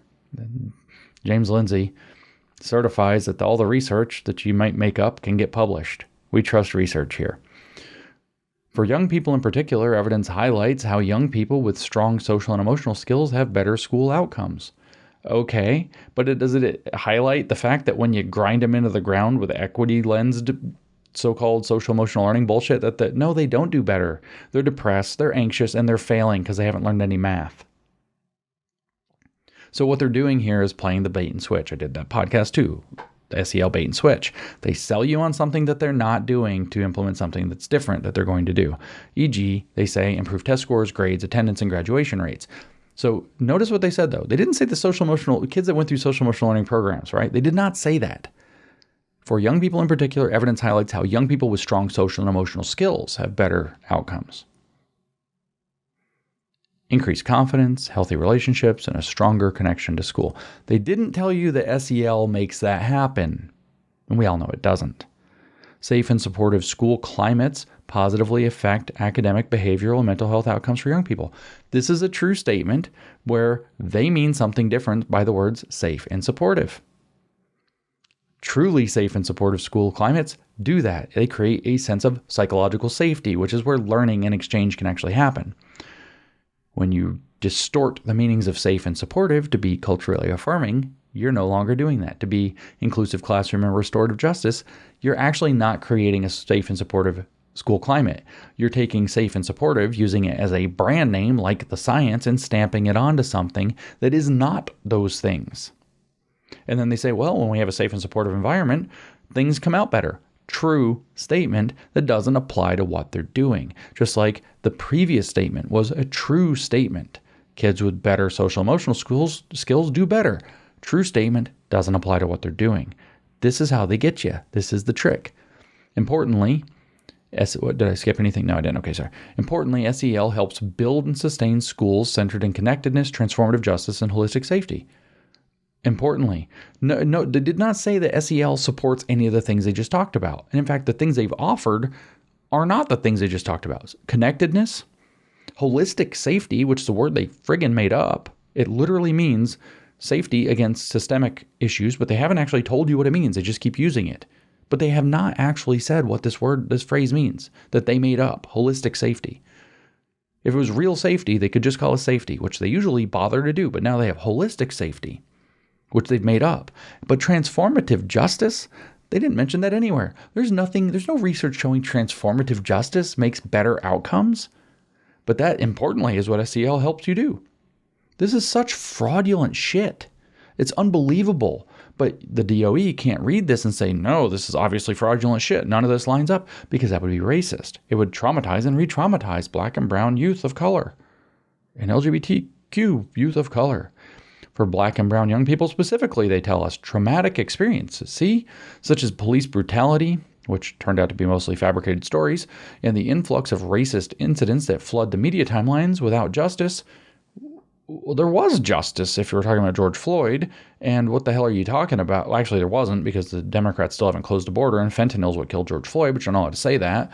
So there is no justice for George Floyd, but this is media timelines are stressing kids out, therefore this? What the media is so good, right? If it bleeds, it leads, they say. So there's all this stress. Traumatic experiences from media timelines without justice are present in their everyday interactions and inside a space supposed to educate and liberate them. No. School's not supposed to liberate a damn person. That's not what schools are for. Educate, yes. Liberate, no. Schools often exacerbate the trauma and stressors of the world. Yes, growing up is hard. School is hard. Learning is hard. Failing is hard. Social relationships with a bunch of kids you barely know, hard.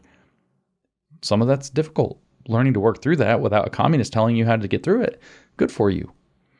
Mental health services are scarce in schools across the country. God, I wish that was true, and it needs to be truer. Schools shouldn't be providing mental health services. They're schools. They're not insane asylums. When did we lose our minds and forget that? The average counselor to student ratio across schools is 464 to 1. Even though the American School Counselor Association, is that a captured organization? I bet it is, recommends a minimum of one counselor for every 250 students. The lack of school social workers, school psychologists, and nurses is also jarring. Why are we building an insane asylum for children, or are we working on schools?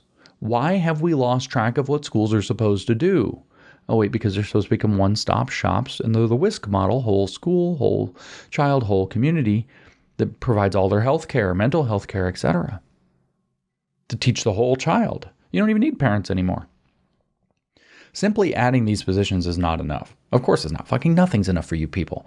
Counselors, school social workers, school psychologists and nurses, guess what?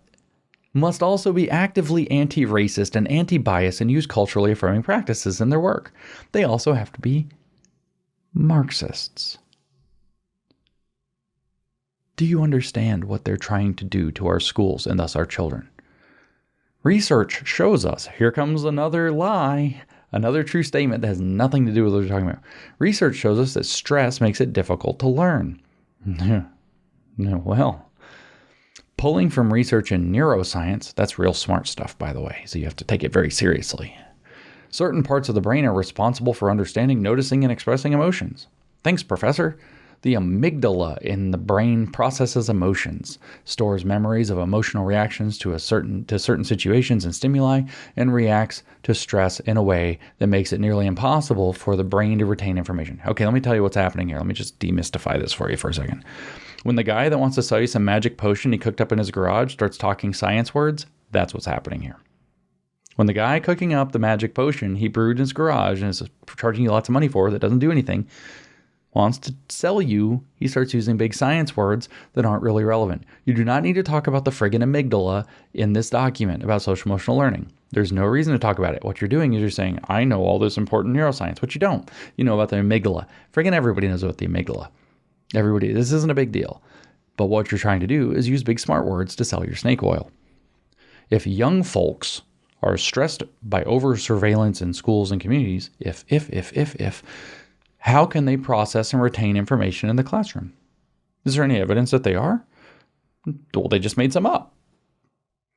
To create a container, see, if you gin up kids to be afraid of police, then you put a police officer there, maybe they're going to be stressed out about the police. Maybe that's not such a good thing to do.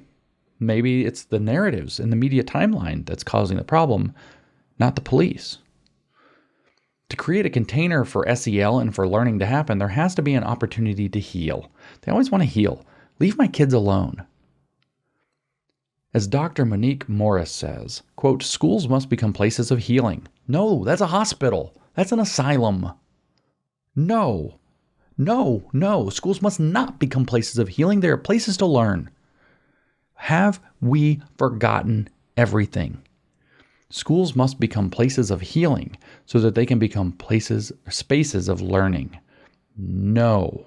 Say no. Say no with me. James says no. You say no. No. Got it? Okay, good. SEL doesn't just focus on the trauma, but also the strengths. It ensures a sense of belonging through building a healthy individual and collective identity. What the is a collective identity? Oh yeah, that's where Karl Marx said that your true, or maybe it was George Lukács, one of these freaking communists, literal communists, outright communists, back when they were proud to call themselves communists and use the C word, said that the true identity lies in the class. And they've repeated that ever since. Collective identity. Class consciousness is what that is. Maybe it's racial class. Maybe it's sex class. Maybe it's a LGBT class or whatever. Collective identity. It is healing centered. What the hell is healing? You haven't defined what healing means. I don't think it belongs in the school. Do not heal my child. Physician, heal thyself. And you're not even a effing physician. As Sean Ginwright notes about healing-centered engagement, it can offer a healing space through culturally grounded rituals. Do you want your kids doing culturally grounded rituals with some weirdo at school? Including learning about ancestors, participating in cultural traditions, and studying the rich history of resistance. Oh, we're doing communism. Oh, yeah, okay. And we're going to put some, indigenous spiritual shit in there so that we can cover it up because we're going to use that to advance our agenda. We're not honoring it, we're using it. That's what they always do. As Zakaya Ansari, Advocacy Director for Alliance for Quality Education, noted, quote, nationally, we're having more conversations about SEL during the pandemic, but we must make sure that it is this collective definition centered in healing, not getting folks to work and the economy churning. School's not about getting people to work, y'all, anymore. See, because Black, Indigenous, people of color, BIPOC students and families deserve an education system that will transform to meet the trauma, grief, and distrust that COVID-19 has relentlessly bestowed on their communities without relief. Oh, sister, or brother, or whatever the hell Zakaya is, let's talk about the trauma, grief, and distrust that COVID-19 has relentlessly bestowed on our communities without relief. Let's really talk about that issue, shall we? Turns out it's not going to be to your advantage. As schools are reopening, hybrid or completely remote learning, systemically incorporating SEL and culturally affirming education will be what benefits students, families, and educators and communities. With White House and other GOP leaders working to desensitize the nation's death toll by engaging in, quote, necropolitics, SEL done right, thoughtfully, and intentionally is vital. These people are mentally ill. Problematizing current social emotional learning frameworks. Notice they still haven't defined social emotional learning in their section about defining social emotional learning. Just notice that. SEL has the potential to be a tool for liberation. But current frameworks use it as a tool to police black and brown young people and perpetuate a settler colonialist state in school. Suck on those, Castle. SEL conversations, practices, and curricula are often based on white, cisgender, heteropatriarchal, ableist norms and values which further enact emotional and psychological violence onto black, brown, and LGBTQ+ youth of color in particular. The current narrative around SEL is that students must, quote, manage and, quote, control themselves. Before we come back to that, let's go back to capital B black, capital B brown, and LGBTQ+ youth of color. Let's go back to that. Let's think about that. Is there such a thing as an LGBTQ+ person? No. No human being on earth is lesbian and gay at the same time. Uh-oh. There's no such thing as an acronym person. There are people who fall within the acronym who are being used as activists and being told to identify that way. LGBTQ+ people are activists. Other people are gay or lesbian or bi or trans. I'm not giving any credit to the queer, and I don't want to know what's in the plus. Capital B black. Well, those are people with a black critical consciousness. Those aren't people with black or dark brown skin or African or whatever heritage. Capital B brown. You are not capital B brown if you just happen to be brown. These are people who have embraced their identities as activists. The psychological violence that they're appealing to in their own framing is what's happening to activists who have been ginned up to take offense at everything. It's not actual regular people who might be likely to identify within categories related to those groups. So understand that. They're saying there's psychological violence happening to the activists. And the psychological violence happens to activists in this Marxist framework every time they don't get their way. So there's not psychological violence happening for real. There's telling petulant, entitled, shithead activists that they can't have all their way all the time, and they call it psychological violence, and then project it onto large swaths of people who we have this kind of liberal, heartfelt concern about.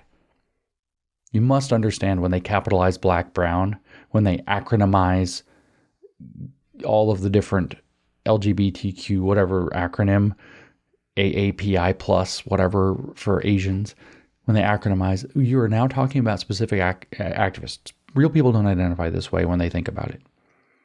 These aren't human identities. These are activist identities. The current narrative around SEL is that students must, quote, manage and, quote, control themselves. Yeah, wouldn't you want your kids to do that? And yes, social management isn't, or self-management is in fact one of the first of the competency areas. It's the second competency area under Castle. Students must, quote, manage and control themselves and their emotions, conform and constrict their identities, and not express their fullest, most authentic selves. I love how they actually literally have entire sentences and paragraphs repeated from previous parts of this document. These people do no real work. This narrative is troubling because we see the same policing aspects of physical violence shift to the more covert forms of emotional and psychological violence and control. See, learning to manage your own emotions, which they're already doing in a completely effed up way, learning to do that is the same as slave patrols. They've already drawn that analogy. It's just moved into a different context. Same in type, different in degree. Over 200 SEL programs are used in classrooms and school districts across the United States and the world. You know why? Because they diversified the brand so nobody would know they're doing the same shit in all the schools. That's why. That was an activist agenda. By who? Well, a lot of the same people who paid for this group. One of the most widely used definitions is CASELs. And that's, of course, the Collaborative for Academic Social Emotional Learning. Quote, social emotional learning is the process, they're finally defining it. But they're going to tell you this definition isn't good enough. Social emotional learning is the process by which children and adults understand and manage emotions, set and achieve positive goals, feel and show empathy for others, establish and maintain positive relationships, and make responsible decisions. End quote. That's a really vague definition, by the way. Okay, it's a process by which all of these kind of very aspirational things might happen.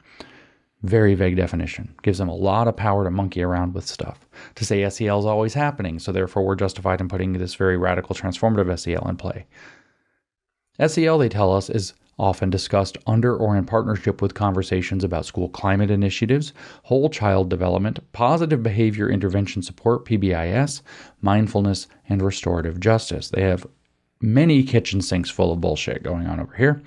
SEL is also often discussed from a workforce development lens that emphasizes the importance of building the next generation of, quote, workers, developing 21st century skills and positive behavior to conform to societal norms to succeed in schools and the workplace. That's what the World Economic Forum and UNESCO use, social emotional learning. That's what they promote, especially World Economic Forum, developing 21st century skills and the next generation of workers. You know, these people aren't happy about it, creating a generation of workers with new skills for a new economy. They don't want that. Why? Because they're communists. But these are the harder core ones. These are the window movers. These are the ones who push the envelope. SEL, they tell us in gigantic bold letters, so it'll come up again later, has long been about decreasing, quote, problem behavior and making young people conform to the dominant behavior norms. I mean, literally transformative SEL is exactly not that. By definition, it's rooted in critical consciousness, but that doesn't matter. Conform to the dominant behavior norms. Why? Because the revolution must be perpetual, and the second the cultural revolution succeeds, it becomes a new right wing, obviously, being imposed. New dominant norms are still dominant norms, even though they're completely new and the thing they just demanded when this was written a year ago. Under the guise of capitalism, let me pull out my hair. Under the guise of capitalism, the dominant workforce development framework of SEL encourages young people to stifle the very emotions that have long contributed to a history of resistance. See, transformative SEL, which is literally about developing praxis and critical consciousness and becoming a Marxist activist and doing activism through project-based learning initiatives and so on, literally stifles the emotions that have long contributed to a history of resistance. It stifles you from being angry enough to become a true radical. Maybe a Fanonian, a Frantz Fanon level radical who transforms himself into a full human through murder of the people oppressing him. That's what he says in his book. So that they can contribute to society as a worker. How do you not hear that this is neo-communism? How do you not hear it if you still don't believe it? SEL, which is already super radical, by the way, is apparently co-opted by capitalists to make workers. SEL has long been about decreasing, quote, problem behavior, making young people conform to the dominant behavior norms. Words like, quote, manage and, quote, control are words commonly associated with transactional business and hegemony.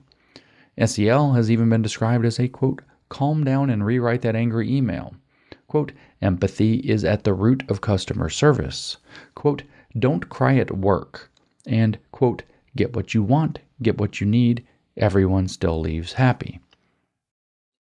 These examples are coded language for suppressing important emotions and privileging feelings that make others, namely those who hold privileged identities, comfortable.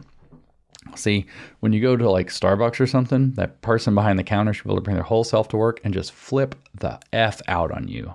If they're feeling it, they should just let you freaking have it. Maybe they don't like the look of your face. Maybe they don't like the color of your skin.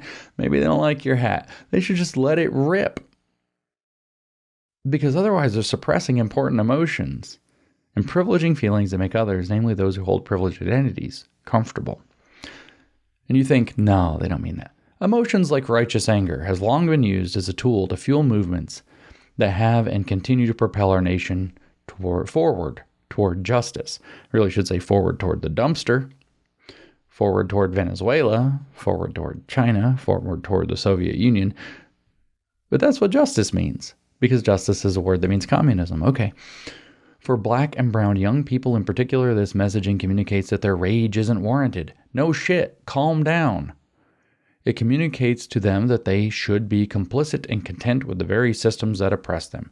Or maybe they should develop some mature perspective on life. How about we try that? Whoops, that's a form of hegemony or something, right? You can't say that. You can't tell people to actually grow up and be a responsible adult, because that means being responsible in the existing system instead of hating it and wanting to destroy it. And that means reinforcing it because these people are communists.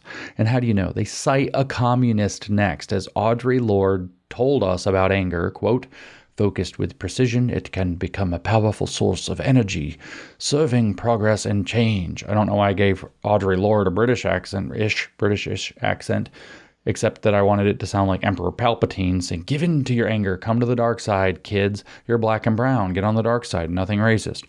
Additionally, when black and brown children express joy, they are chastised and punished. I seriously do not think that is true, but they have an example. So it happened once where something got misinterpreted, therefore that happens all the time. Because these things, statistics work that way when it advantages the left and not otherwise.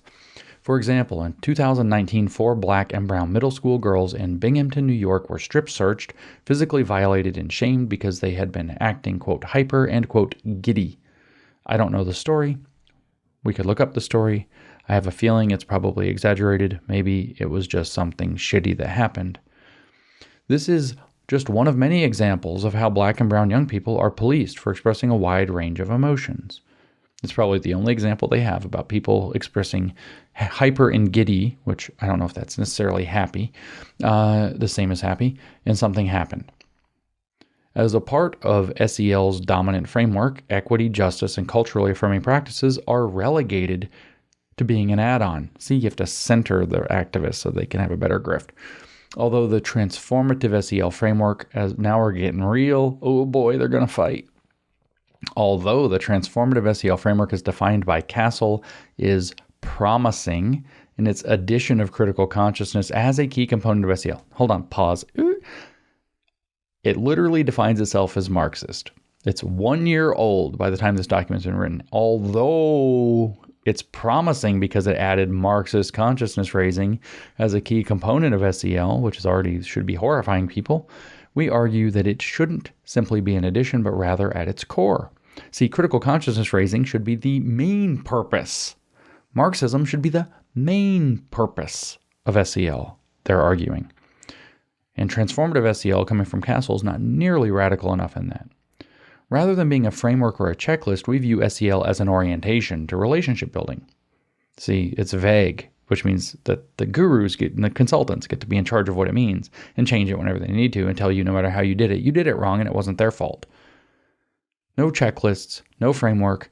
It's an orientation. We'll help you out. The Castle framework, even though it adopts the word transformative, continues to use language such as, quote, manage and, quote, control. The language of white supremacy and anti-blackness underlies many SEL frameworks. So those are two disjointed sentences that are supposed to create an impression in your mind together. When something has transformed, it can never go back to what it used to be. That's just another random sentence kind of thrown in there. Language, they say, is the, quote, instrument of culture, the instrument of domination and liberation, end quote. That's just another sentence just kind of hanging there. The workforce development framework is capitalist language and also the language of the oppressor. This is communism. As Dina Simmons warns, SEL, without context and examination of racism and oppression, risks becoming, quote, white supremacy with a hug. I told you, and that's where it came from. Dina Simmons.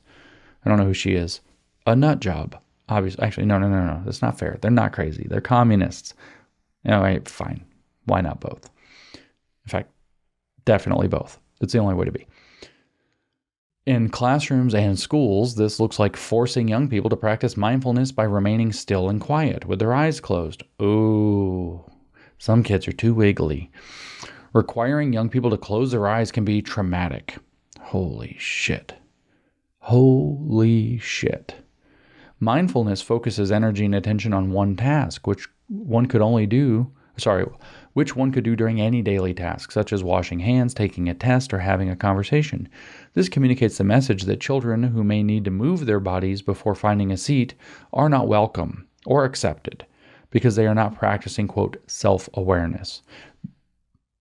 They want to raise your kids to be feral. It is a form of control that polices the body being separate from the spirit because it's Gnosticism. Especially black and brown bodies, not to take up space. Let me reiterate what I just said because it's actually important. I spent a long time, James, why do they call everything bodies? Why is it black and brown bodies? Why is it queer bodies? I spent a long time trying to figure out why, try to explain it to people. It's because it's Gnosticism, and Gnosticism is dualistic. It sees body and spirit as completely separate, that the spirit is incarcerated in the body becomes an instrument of control for the spirit, and if you control the body, you control the spirit by proxy, and the Gnosticism is being able to, or the gnosis, the knowledge is breaking free of that. That's why bodies. Rather, tools like Village of Wisdom's Racial Stress Coping Plan, oh my God, for families are helpful resources to notice and observe stress when it appears in the body. It asks reflective questions such as, where did you feel the stress in your body? My stress level is a blank, and I feel it in my blank, which blanks. Let's play Mad Libs. My stress level is an 11, and I feel it in my amygdala, which is spasming. I'm not going to get gross. This brings us to the focus and emphasis. This brings the focus and emphasis back to noticing and understanding emotions and having a relationship with one's body, rather than controlling the body's signals, important messages, and feelings. SEL as policing looks like having classroom rules posted on the wall that detail the 5 competencies of Castle. They are really after Castle. And having, quote, keep your hands to yourself. Don't touch other people's property. Ooh, got to go after private property. Ooh, don't teach kids about private property. As the example for social and cultural awareness. This is an example of how widely used frameworks can be co-opted and misused. Co-opted by who? Capitalists who believe in private property. Social and cultural awareness should be about unpacking bias, having critical dialogue, oh God, and developing justice-oriented solutions. It should be about critically analyzing historical narratives that privilege experiences taught from the perspective of colonizers. It's about teaching the truth about history, because truth-telling is a form of love. Gag. Black Girls Matter, big picture, they say. Can't read a thing in the back. Where did you feel the stress in your body? My stress level is a blank, and I felt it in my blank, which blank? Mad Libs. It should also be about having conversations about boundaries, saying no, and consent to encourage young people to be vocal about boundaries and respect for other people's boundaries, I guess unless there's a vaccine involved. For example, Dr. Monique Morris tells the story of Esperanza, a young person who experienced trauma in her community after she experienced violence in her neighborhood.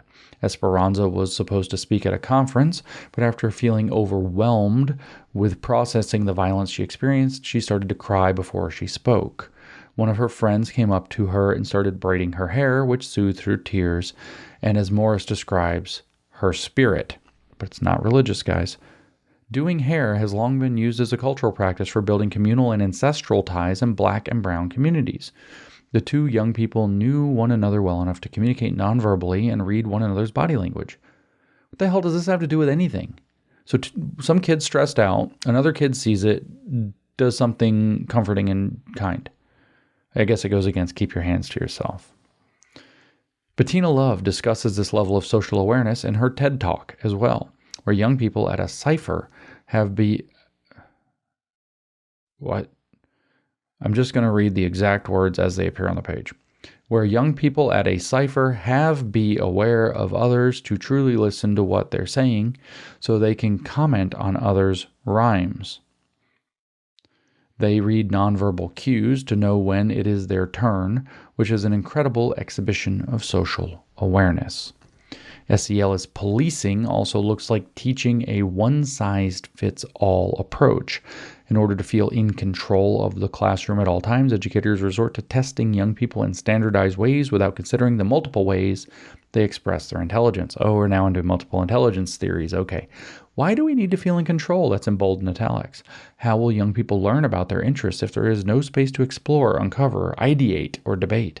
How will young people discover and practice their gifts and talents if they are only told they can solve problems in one way, which nobody in the world does? Andrew Young, Economic Justice Manager, our RYSE Center, named that SEL has been used as a compliance metric. Some of these systems will not be able to hold SEL because they were built on control.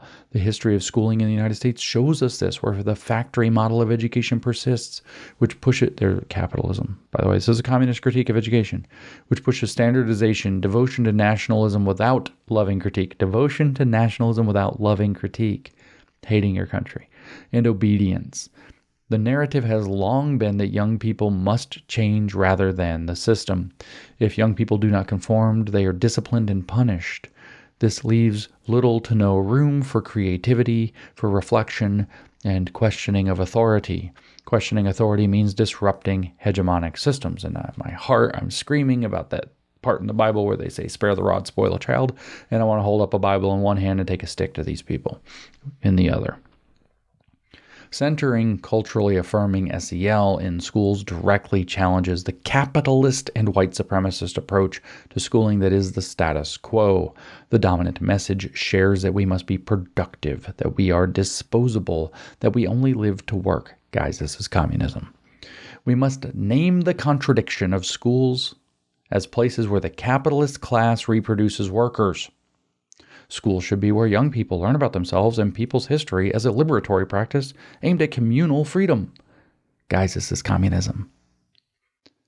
If the Department of Education didn't read this and throw it immediately away, they have committed a grievous violation against the United States and its people. One of our partners said it best in the partner survey data that we collected in summer 2020. I wonder if that was in a Twitter chat. Quote, embedding in the academic curriculum and the climate of the school intentional development of skills that help kids become healthy, self-actualized members of their communities. This means students, that's not a sentence, by the way. This means students learn how to recognize their emotions, respond to conflict in healthy ways, learn communication skills, develop leadership skills, etc. This must be culturally responsive because all of the above are subjective. So you can't have the dominant hetero, cisgender, white ableist culture's view of what, quote, good communication skills are. For example, be the definition of success. Instead, it would need to be grounded in the strengths of the students and their families and build from there. Without cultural responsiveness, it can be very colonialist or paternalistic, end quote. When SEL, giant letters, so it'll be repeated later, is coupled with hardened environments, it becomes a lethal combination. When students are in classrooms, the curriculum and space are often not culturally affirming or sustaining and continues to be violent to their family, ancestors, and historical contributions. This is how SEL is another mechanism for emotionally policing students. Now we get to a new section, culturally affirming SEL, a path forward. We have another impossible to read document, which is split between 2 pages. There's another way to approach school safety using culturally affirming SEL to create deep connections with students, staff, and administrators. If it is not culturally affirming, it is not SEL. Let me read that sentence again. If it is not culturally affirming, it is not SEL. If SEL doesn't celebrate and affirm an individual's unique cultural strengths, gifts, and talents, it does not encourage them to be self-aware. If SEL doesn't actively interrogate Eurocentric ideas of control, particularly self-control, it is not SEL. If SEL doesn't ask, whose social norms are we abiding by, it is not SEL. If it doesn't allow both young people and adults to bring their full humanity into schools, mistakes and all, it is not asking them to learn about their social and emotional skills. It is asking them to accommodate white supremacy and heteropatriarchy. What they write on this board, this vision board, describing how they came up with a definition of culturally affirming SEL. I'm not going to try to read all of it.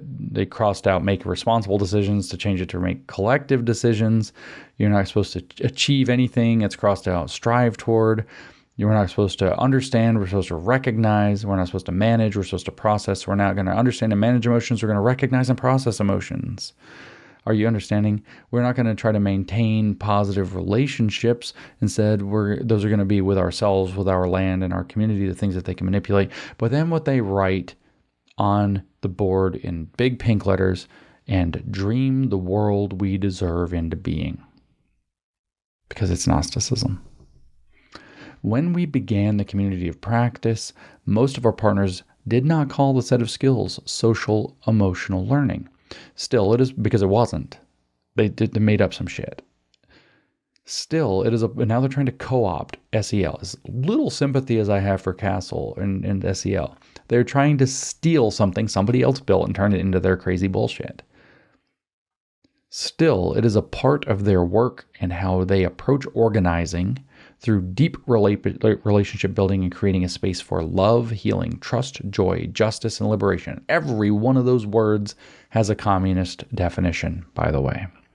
For Jessica Rucker, high school educator at E.L. Haynes and member of DC area educators for social justice, SEL felt like bus stop ciphers, where she learned about the attitudes, beliefs, and ways about how people get along as a form of self and social awareness. It was the lyrics in hip-hop that helped her deepen her political and social analysis. Dear God. It was music that taught her the history that she wasn't taught in schools. Yeah, maybe it was Cardi B. For Desi Chacon, Education Engagement Advocate, or RYSE Center, SEL was about reinvesting in her community through organizing. No, that's stealing from your community, Desi. From Desi's perspective, traditional models of SEL are used as a reactionary response in schools rather than a tool to build and invest in spaces and heal and claim power. SEL should be about building relationships to sustain movements, it says, in bold italics and blue. Different color even. Zakia Ansari, Advocacy Director, Alliance for Quality Education, has an inserted quote, "I didn't always know what culturally affirming SEL was, but I knew what it looked like and felt like." Yeah, it's Gnostic. This is Gnosticism. In July 2019, we convened 25 plus folks from multiple partner organizations in Long Beach, California. 25 plus. 26. We convened 25 plus folks. You got 25 plus to show up. Amazing. From multiple partner organizations in Long Beach, California, to learn from Californians for Justice and their relationship-centered schools model. So they get 26 activists in a room that are all thinking the same thing, and that's what they're going to base national policy off of. As a part of the learning exchange, there was no learning happening here. There was bullshitting. Anyway, we placed the Castle definition of SEL on paper on the wall in our meeting room. We encouraged partners to take their pens to physically rewrite a new definition, fun little ritual, that illustrated their work and their community's needs. The definition below is the remixed definition that our partners created that week, and that's what the picture that I was kind of reading off of a little bit above was. Culturally affirming SEL collective definition. Isn't that cute? A collective definition. Culturally affirming SEL is the process through which people of all ages recognize and process emotions, set and strive toward personal/collective goals and liberation while embracing failures as lessons. In other words, they engage in reflexive praxis. Feel and show empathy. Establish and maintain positive relationships with ourselves, our land, and our community. Make collective decisions. Identify the intersections between the isms, including colonialism, white supremacy, not an ism, anti-blackness, not an ism, homophobia, not an ism, cispremacy, not a word or an ism, linguicism, ableism, and all forms of oppression, not an ism. And then dream the world we deserve into being. Culturally affirming SEL collective definition is the process through which all people of all ages dream the world we deserve into being. We should ask their question. Who gets to decide what world you fuckheads deserve? You? No, you thought this was work. You don't deserve anything. Oh my God. It's like the parable of the talents and the guy with the one bag of gold, and he's like, oh, I didn't know what to do with it, so I buried it in the dirt, and the guy's like, take his gold away from him and throw him out. He didn't do anything. Except these people are like, oh, I took your money and I spent it all on beer. I spent it all on screwing up the community and some kids. Sorry. Historically, they say they're going to dream the world they deserve into being. It is entitlement.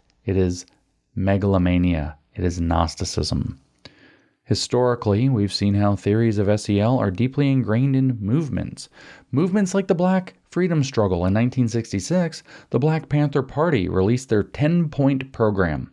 The 5th point stated, quote, bold, in italics, "We want education for our people that expresses the true nature of this decadent American society.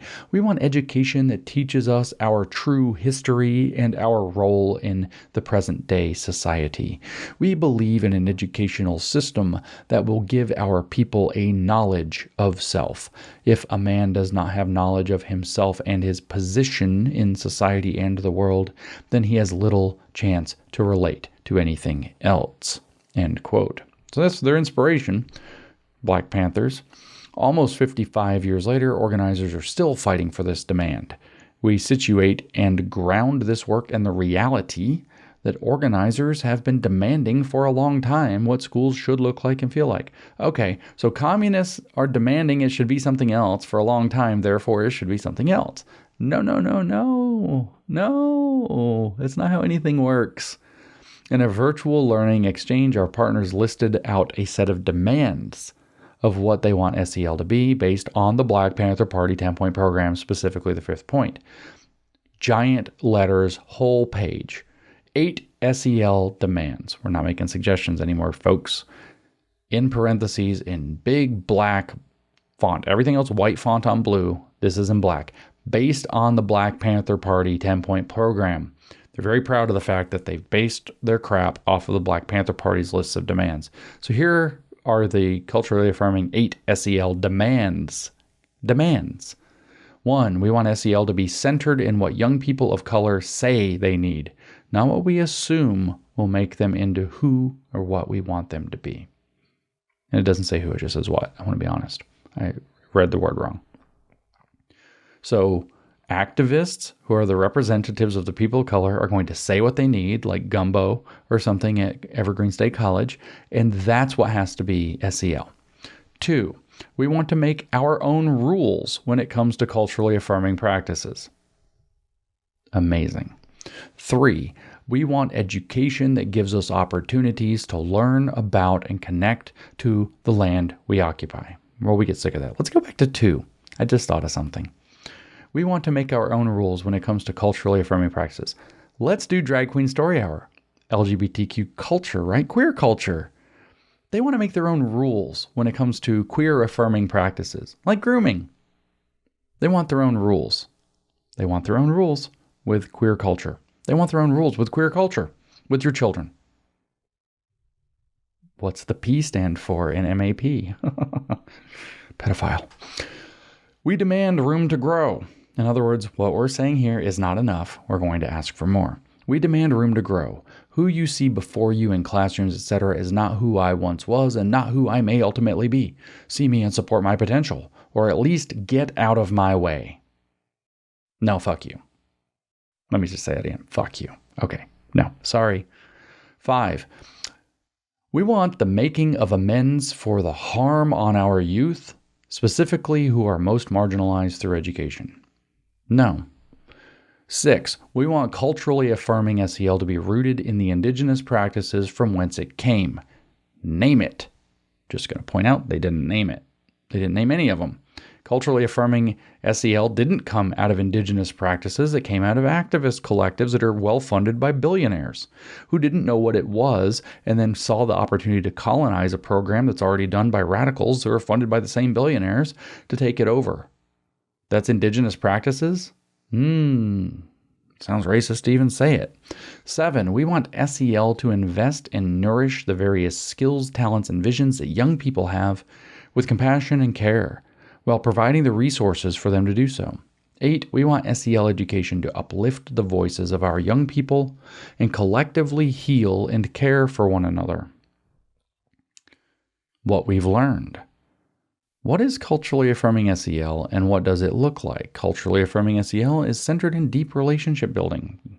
When asked what makes them feel safe in schools, our partners resounded relationships. Relationships are a prerequisite to learning. SEL is about relationships. how we come to identify and understand ourselves, our relationships with our emotions, our relationships with others, in service of equity and justice. Maybe your relationships with a drag queen, I don't know. Organizers exemplify relationship building through the power of base building. Oh, organizing. Organizers organize base building. Oh, that's activist language. Relationships mean investment in communities and people. Base building and relationship building take time understanding conflict resolution and trust building.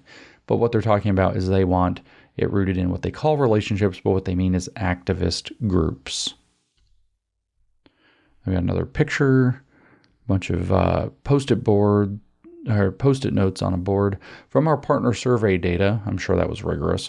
One partner highlighted the role of relationships in creating safe spaces. Quote, the philosophy that guides our work is that caring, empathetic, and respectful relationships are at the center of emotional and social change and a key component to success in our program, our society, and world. Engaging young people as partners in community changes gives our young people a greater feeling of safety and belonging. Yeah, because unstable communities usually feel real safe. A heightened sense of confidence and self-efficacy, a deep understanding of and connection to their peers and the broader community. The result of this philosophy is a space where young people feel prepared to tackle injustices, but also feel safe experiencing a variety of emotions, exhaustion, frustration, relief, giddiness, without being made to feel that they are distracting the group from, quote, the work. Great.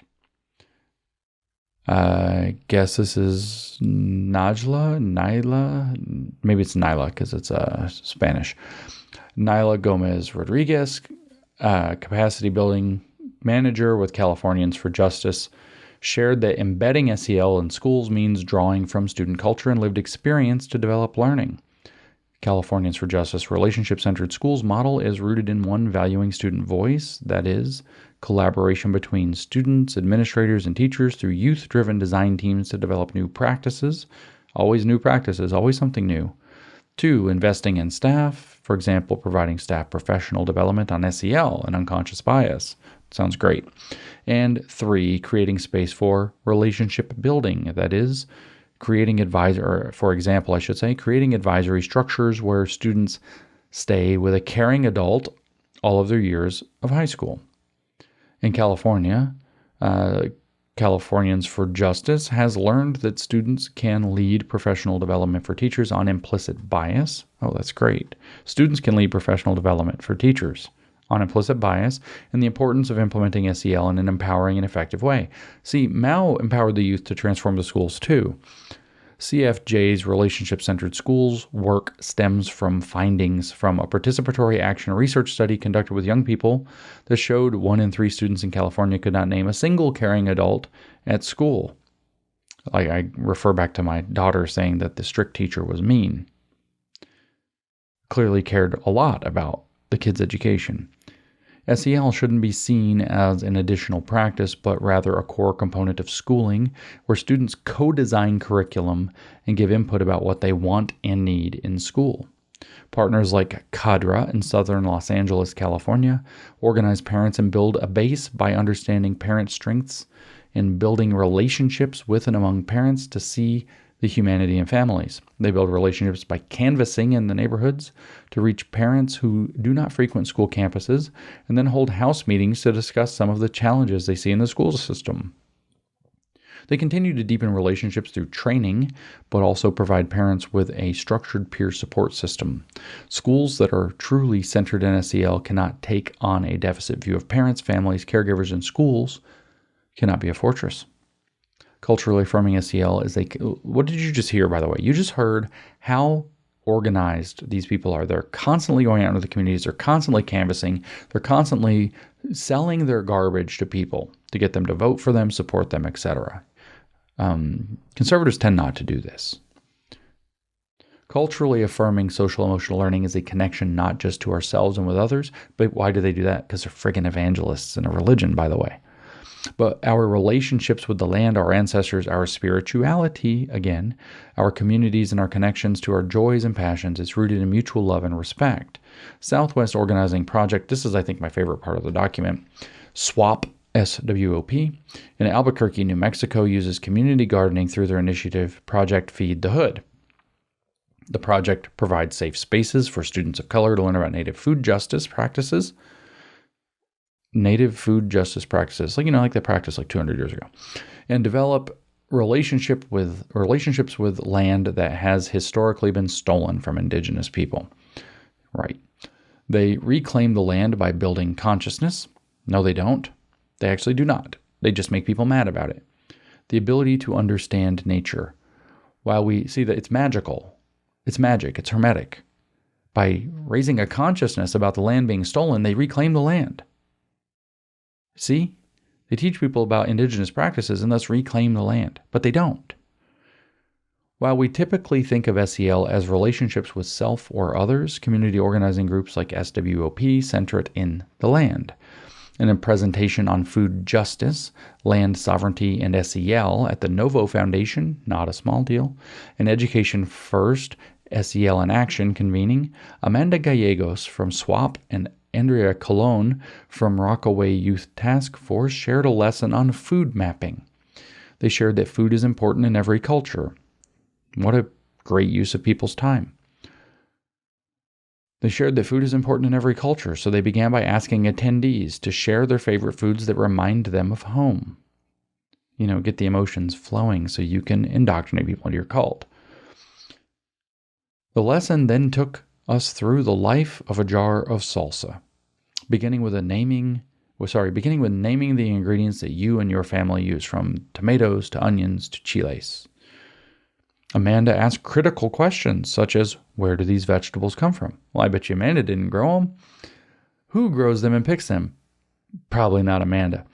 How do they get from the farm to the factory?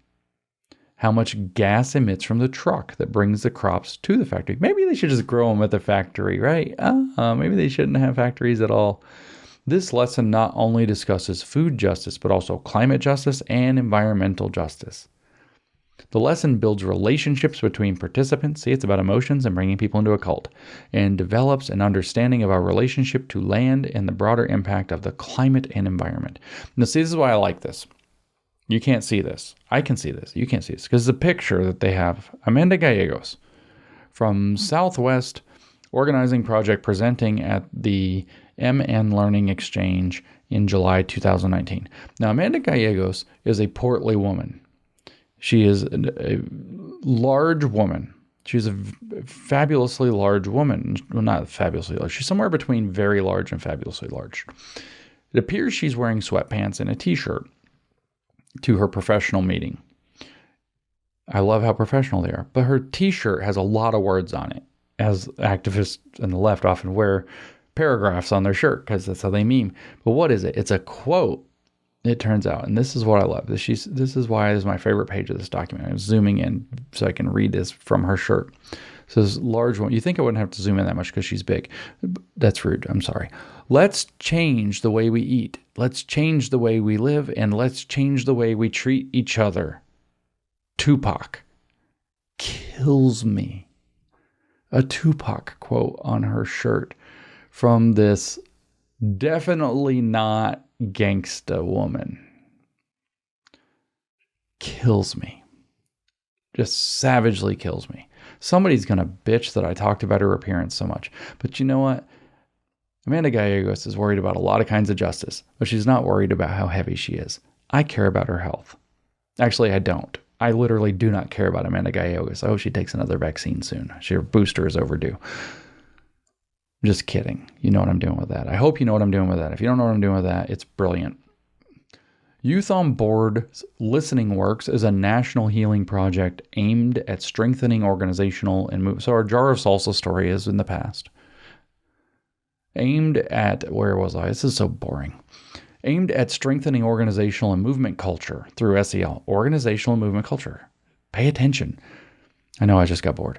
Listening partnerships. That means they talk, you listen. Can be used as a tool for wholeheartedly listening to encourage a comfortable space for a partner to say whatever is on their mind without offering feedback or advice. A strategy for deep relationship building. See, deep relationships involve you shutting up and taking it and showing your resilience by not being fragile. As much of SEL focuses on relationship building, Listening Works provides a powerful model for how to not only build deep relationships but sustain them through authentic listening. You better just shut up and take it. Radical vulnerability. You better open up to the edge. You're super racist. And love. It is a tangible. That's critical love, by the way. It's a tangible model and strategy to use for adults to practice SEL for themselves and maintain a level of self and communal care. Educators, school staff, and young people can use listening partnerships in classrooms. Youth on Board's Listening Works uses 4 support skills that can be used in classrooms and schools as tangible skills for creating healing-centered spaces and deepening relationships. 1. Listening partnerships. 2. Appreciations and setting up a culture of appreciations. Sounds like we're going to celebrate some crap. 3. Laugh, play, and games. And 4. Community and healing circles. During our first #SEL webinar series, on what is culturally affirming SEL, Youth on Board discussed how self-care, radical love, and collective care are revolutionary. Collective care means you've got to make everybody care for you. Are revolutionary because, as Carlos Rojas, Director of Education, Justice, and Listening Works, said, quote, "The system tells us we cannot feel to keep us from healing," end quote. Investing in SEL means providing opportunities and outlets for young people to heal and adults to process through and heal from trauma. SEL for adults is equally important because it provides strategies and tools to critically reflect on unconscious bias, listen and connect to others, and build stronger and more positive relationships with ourselves and others. SEL practices are done best when everyone is practicing SEL. See, because everyone has trauma, right? No, of course they don't. But yes, they do, because systemic power is what causes trauma, not real trauma.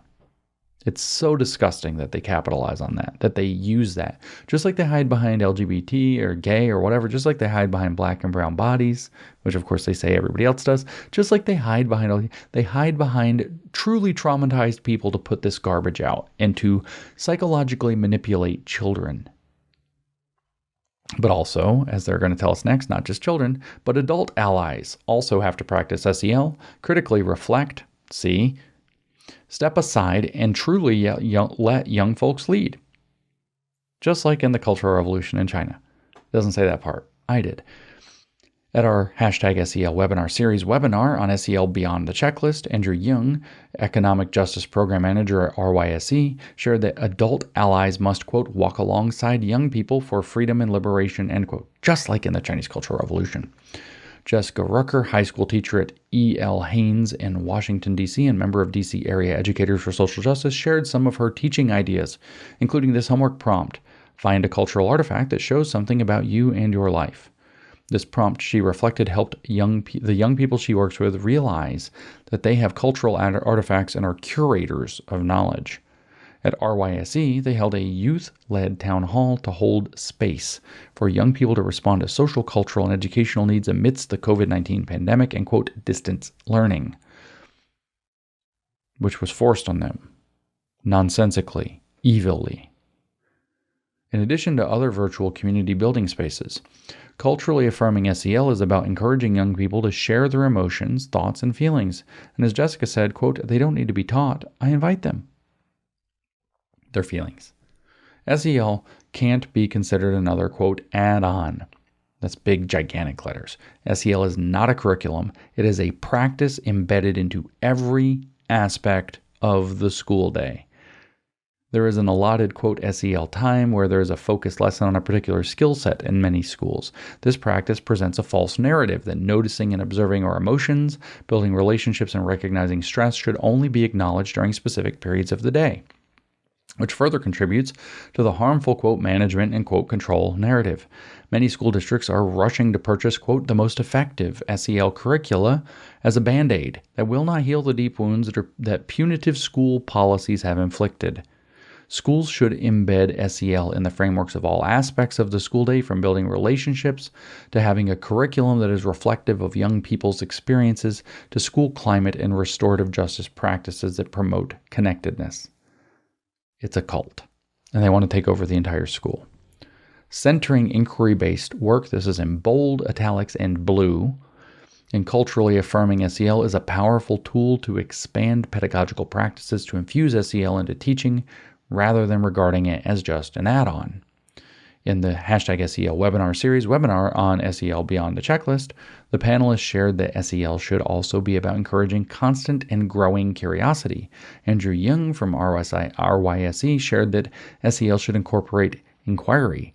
How do we ask questions about how we are forming our sense of self? He said it's about grappling with the roots and examining questions like, what does it mean to be self-aware in a white settler colonialist system?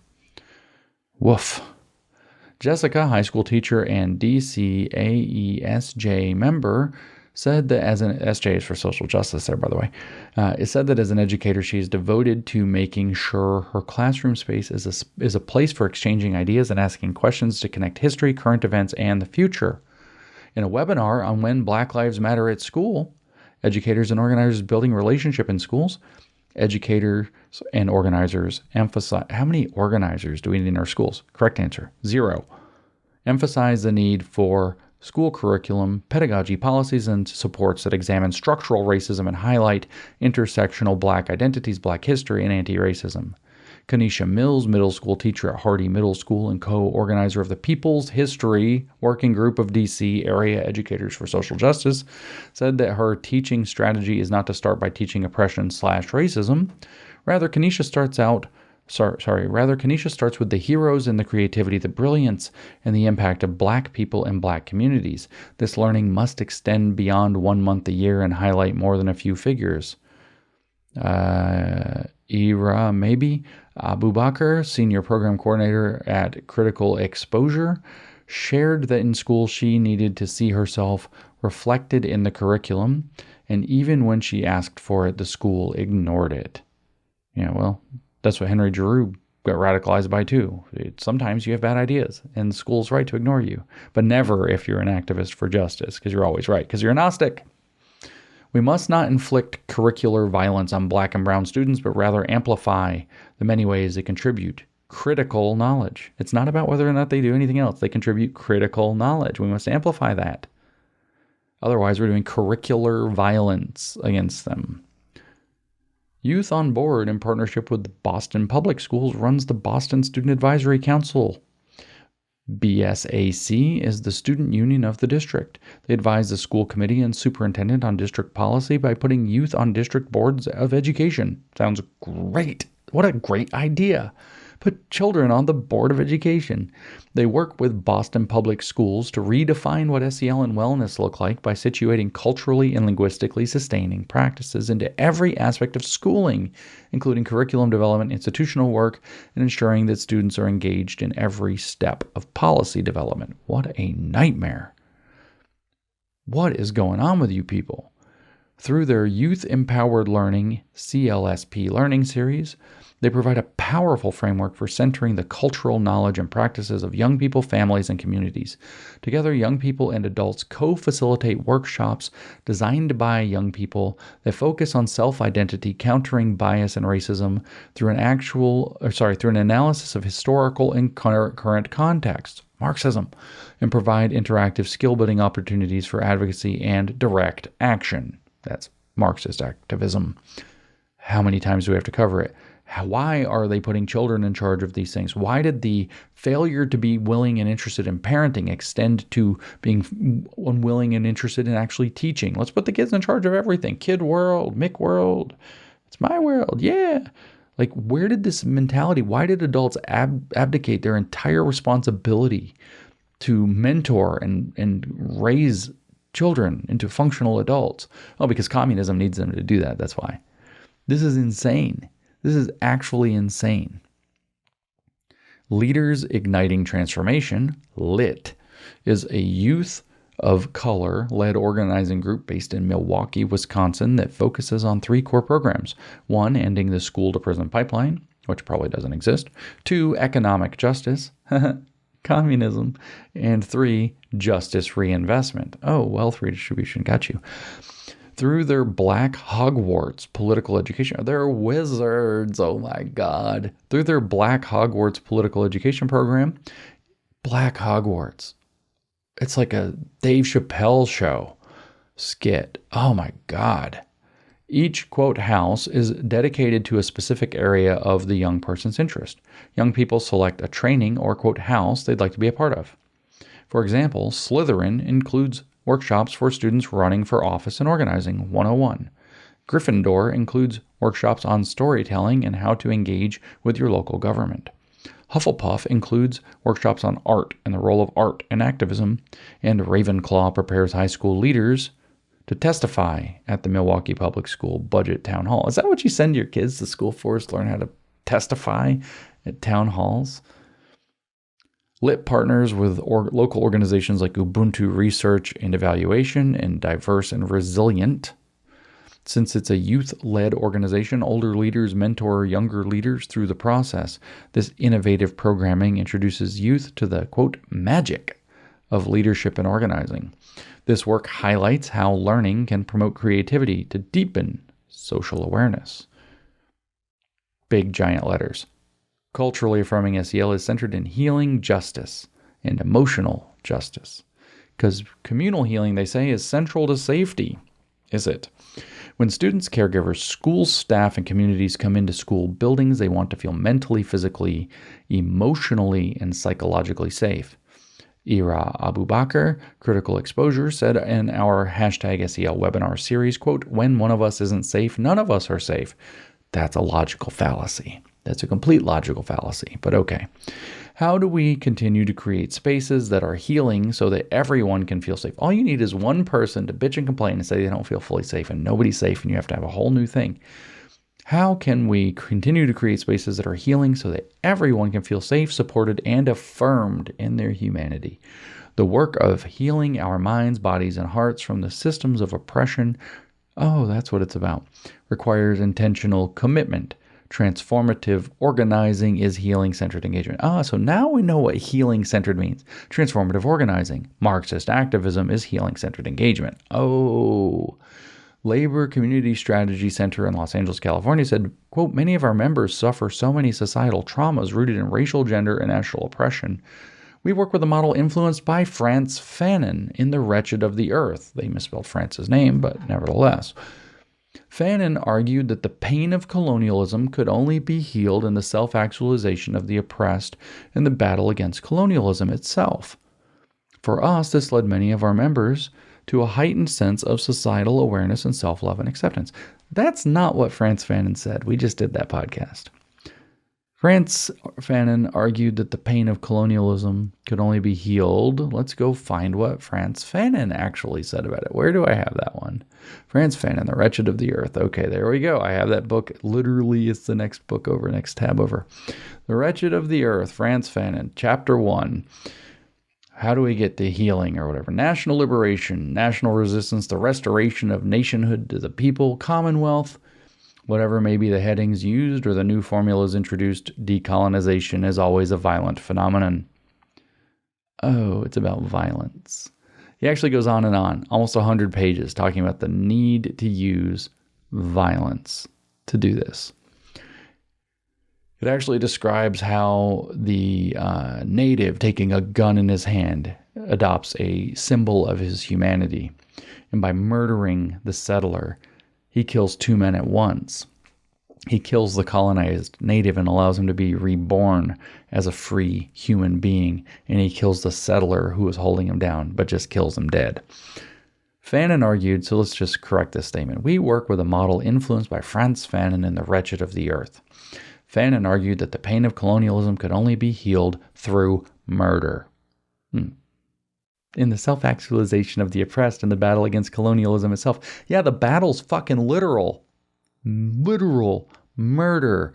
Fanon talks about how not a day goes by where the native doesn't dream of taking what the colonizer or the settler has. His home, his wealth, his food, his wife. Taking them and using them for his own. Replacing him through killing him. That's what Fanon says. Decolonizes. Well, here we call it a sense of societal awareness and self-love and acceptance. Culturally affirming SEL requires emotional justice, the process of unpacking and dismantling emotional patriarchy. While emotions have been used to profit and privilege some and punish others, emotional justice provides a language to describe emotions, name, and explore and develop a counter-narrative around emotions, specifically emotions related to historical and intergenerational trauma. I'm just going to pause and ask you to reflect. You heard a single word about reading or math yet? No, just from me. They haven't bothered. Not one. No, that would be not that good. That's a waste of time. That's going to reassert the colonial view or whatever. And isn't it funny that they always talk about whitewashed history, but then they just gave this super whitewashed version of Frantz Fanon, and if they're telling you that their work is based in it, so that the activists who know what the work is based in know what Fanon argued, but you don't, because you didn't read Fanon because you're not a Marxist. Communities United engages a healing through justice framework, which details 3 actions to take both individually, identity building, and collectively, social action. Oh, it's always collective. 1, the recognition of my resilience, empowering myself. I am who I say I am. 2, heroic living. I am a weaver of empathy, knowledge, and action. 3, building justice-centered heroic communities through action. One of the recent projects that focused on transformative healing work is their Woke project, working on knowledge and equity. The Woke project centers the leadership of educators and low-income students of color in advancing dynamic approaches. To collectively develop and implement curriculum that centers students and their communities' lived experiences. The Woke project approach blends social emotional learning grounded in positive youth development, restorative practices, and relevant and engaging learning opportunities tied to pressing issues in the community. I don't know how many more of these examples you want to hear. This is basically what the entire thing does, but Youth Breakout in New Orleans, Louisiana runs intergenerational healing nights and pillow talks for LGBTQ plus community. I can't believe I almost stopped before that. Holy shit. Groomer schools. Let me just read that again. Let me just read that sentence again. I almost stopped here. Youth Breakout. Out is all in caps. In New Orleans, Louisiana, somebody needs to investigate this. This is Groomer City. Runs intergenerational healing nights and pillow talks for LGBTQ plus communities. This is why I said I have to read the whole fucking thing. Did you hear that? Youth Breakout in New Orleans, Louisiana. Somebody investigate this. Runs intergenerational healing nights and pillow talks for LGBTQ plus communities. What's the plus stand for? Pedophiles. That's such groomer. Intergenerational healing night and pillow talk for gay kids. Holy shit. They've developed an intensive healing justice plan for Breakout with a defined role for the Healing as Resilience Together Committee, which includes monthly coaching, reflection, and healing modalities study. I really wonder what that looks like. BOP's People Plan calls for the expansion of culturally rooted healing center, quote, rites of passage. Programs for all high school and middle schools, including scaling a range of culturally rooted healing practices and trauma-informed approaches across all schools in the district. One of their recommendations to do this work well is to initiate mapping of the community partners, to collaborate with on the planning and facilitation of programming for and with young people. The grammar is never good in these. Groups like Soul Sisters Leader Collective in Miami, Florida, provide programming in which young women, femmes, and gender non-binary youth of color can express themselves through identifying issues in their communities and developing arts-based action projects with the love and support of a mentor. Let me just pause and point out how many of these gender and sexuality, including literal intergenerational pillow talks, they're now mentioning. And one of the demands is that they should be able to make their own rules for SEL. In their communities and developing arts-based action projects with the love and support of a mentor. Natasha Santana Vieira Former Miami program manager at Soul Sisters, noted in the virtual learning exchange on SEL Beyond the Checklist, which I still think is a Twitter chat, that their principles and personalities are what SEL in action looks like to Soul Sisters. Some examples of their principles and personalities, that's a proper noun, so it's a brand, include Sankafa, our past informs our future, hope and transformation, change is possible, and cultural awareness, deep knowledge of our cultural background supports our growth and healing. SEL is embedded not only in the way they create and conduct programming, but how they operate as an organization. This is exemplified in a vignette written by Wakumpy Douglas, co-founder of Soul Sisters Leadership Collective, in Monique Morris's 2019 Sing a Rhythm, Dance a Blues, Education for the Liberation of Black and Brown Girls. Douglas discussed one of their programs that teaches Black and Brown girls and transgender nonconforming youth about sexual and reproductive health. As she described the program, she said, quote, "They want to change things that are going on in the schools, but they also want to have fun and be free. And that's also radical and revolutionary for them.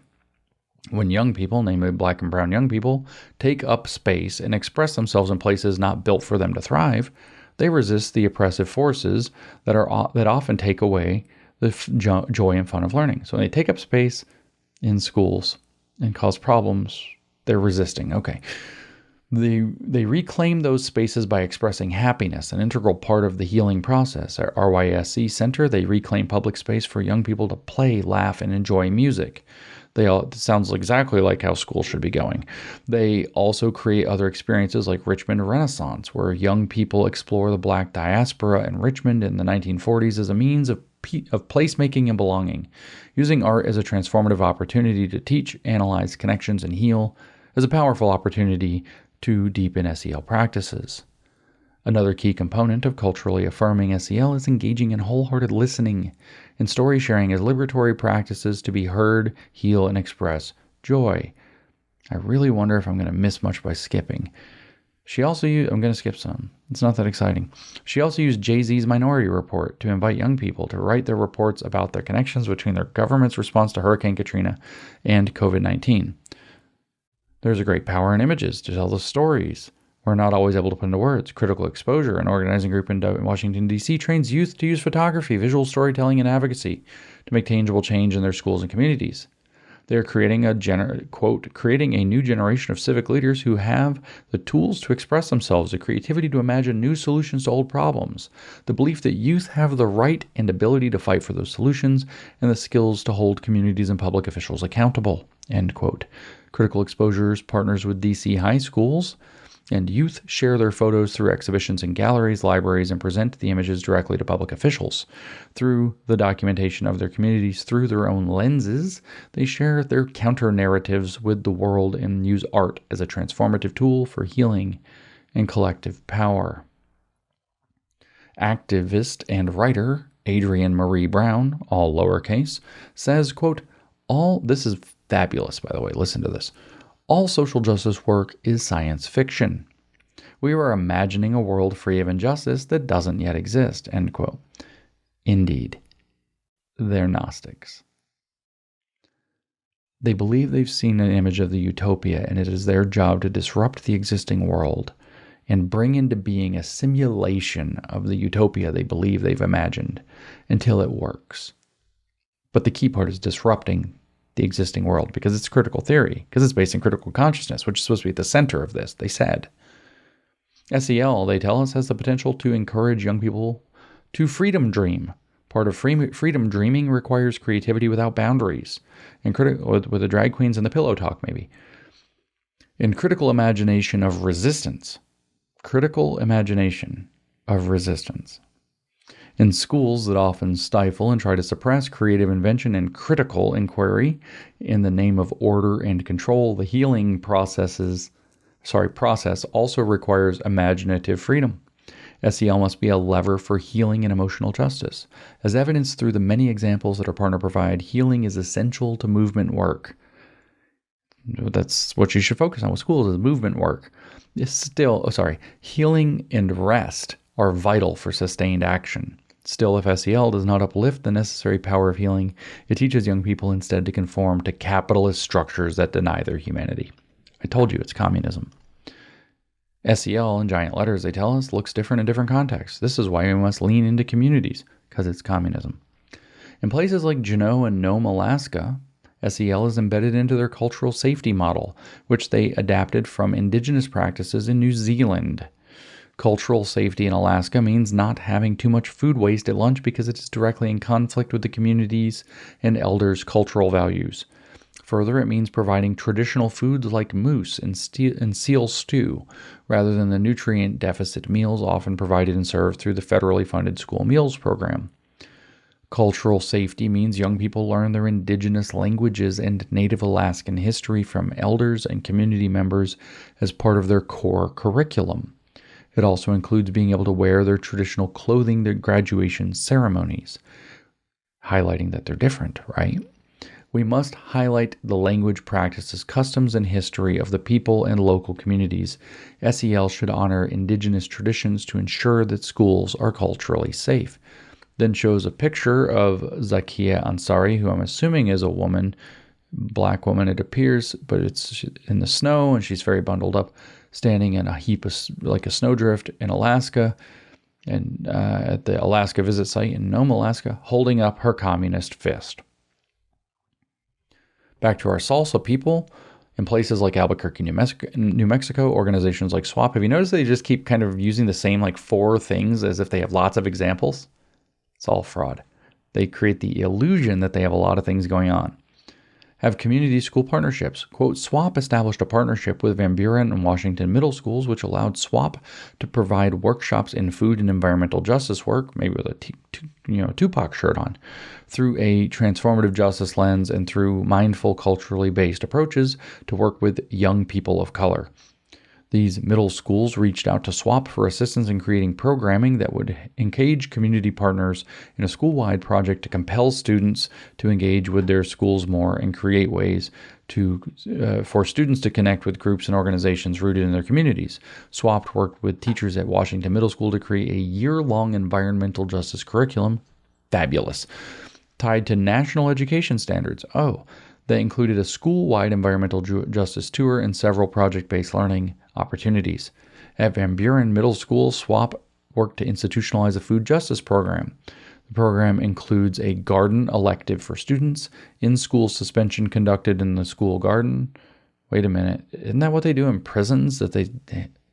Never mind. And anti-racism and food justice training for faculty. Through these efforts, they have helped Van Buren to become one of only 2 schools in the entire district that are certified garden to cafeteria, with staff and students trained to produce, harvest, and safely process food for cafeteria consumption. I swear to God, I saw a documentary. They stole this idea from prisons, which is just total irony. When schools lean into the expertise of communities, it has transformative effects for all. I'm not against teaching kids to garden, by the way, or any of that, or the good food. I'm not against it. But I do think they adapted that process from prisons. Amid COVID-19, our partners continue to serve as the cornerstone for their communities through mutual aid efforts. At SWAP, they have been raising money for small grassroots organizations that are sewing masks. Thank God for that. Many of the organizations employ homeless, migrant, or refugee status workers in their communities. In places like Miami, Florida, organizers like Logan Meza, lead organizer at Soul Sisters Leadership Collective, are they hiring illegal aliens? Is that illegal? Can they do that? Pull communities together by coordinating mutual aid networks, cook food for those who need it, and provide masks and supplies. Logan says about mutual aid, quote, this isn't charity. It allows us to meet our needs without saviorism and hierarchy. See, they wouldn't want to be identified as charity. That's bad. God, it goes on and on. SEL, I'm skipping some crap. They're doing it over and over again, but it's everywhere. SEL is about communal care. It's mutual aid. It's about giving without any expectations or transactions. It's about developing a deep collective identity that allows everyone to have their needs met through a mutual sharing of resources. Doesn't that sound like a commune? It's about using your talents and strengths to ensure your community is cared for. It's about honoring the rich traditions of communities, not the dominant one, and creating relationships with those traditions and rituals. Then, oh my God, I have to do a whole section. SEL builds critical consciousness is a whole section. Many of our community partners use political education to provide their communities with a deeper understanding of people's perspectives and truths. Through political education, everyone has something to contribute as well as are experts of their own experiences. Yay, experts of your own experience. What the fuck does that mean? It's phenomenology crap. That's nonsense. To be socially aware, one must know their history, the full history. Okay, so you have to know all of the secret ways that you've been oppressed. Got you. At a time where only 8 to 9% of class time is devoted to Black history, and Black history is often relegated to 1 month, aren't Black people like 11% of the population? They get 9% of the class time? Isn't that kind of proportional? But I digress. And Black history is often relegated to 1 month and a few historic figures. Classroom curriculum and corporate textbooks, erase the strategic organizing efforts. Oh, they don't want to teach Black history. They want to teach strategic organizing efforts of Black and brown communities and allies. They want to teach activism. At this moment, there are blatant and vicious attacks on social justice, education, and teaching people's history by the 44th presidential administration. Wonder what people's history means. Oh, CRT history. President Trump said he will create a commission to promote, quote, patriotic education. Oh, so that means it must have been after the EO, because the executive order banning CRT, which must be what's being referenced, preceded the Patriotic Education Initiative, which preserves teaching the narratives that uphold white supremacy. Critical consciousness is vital to fight back against the attempted erasure and suppression of the actual history that provides illustrative examples of resistance and rebellion. SEL has the potential to help communities build the skills necessary to have brave conversations across differences, address the socio-political context, and confront injustice. SEL can develop young people and adults not only to be consumers of knowledge, but critical producers of knowledge and justice actors. Is that not good enough for you? Gwinnett STOPP in Gwinnett County, Georgia, has been using Facebook Live amidst COVID-19 to offer political education through a series called Education System in Crisis.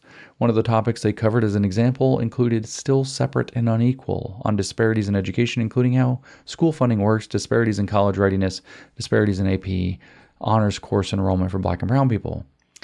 For Desis Rising Up and Moving, Drum in New York City, New York. Maybe I mispronounced that. Their Building Power and Safety Through Solidarity campaign took their in-person base building to phone building during the global pandemic. Through phone, video, text, and social media, they share crucial information about health updates. Yeah, apparently. Real ones, I bet. Get your boosters, right? And connections to resources, education around the concept of power, to organize around direct actions, communism, and building connections specifically during a time of isolation. The Zen Education Project, coordinated by our partner Teaching for Change, created People's Historians Online. Well, that's going to teach critical history.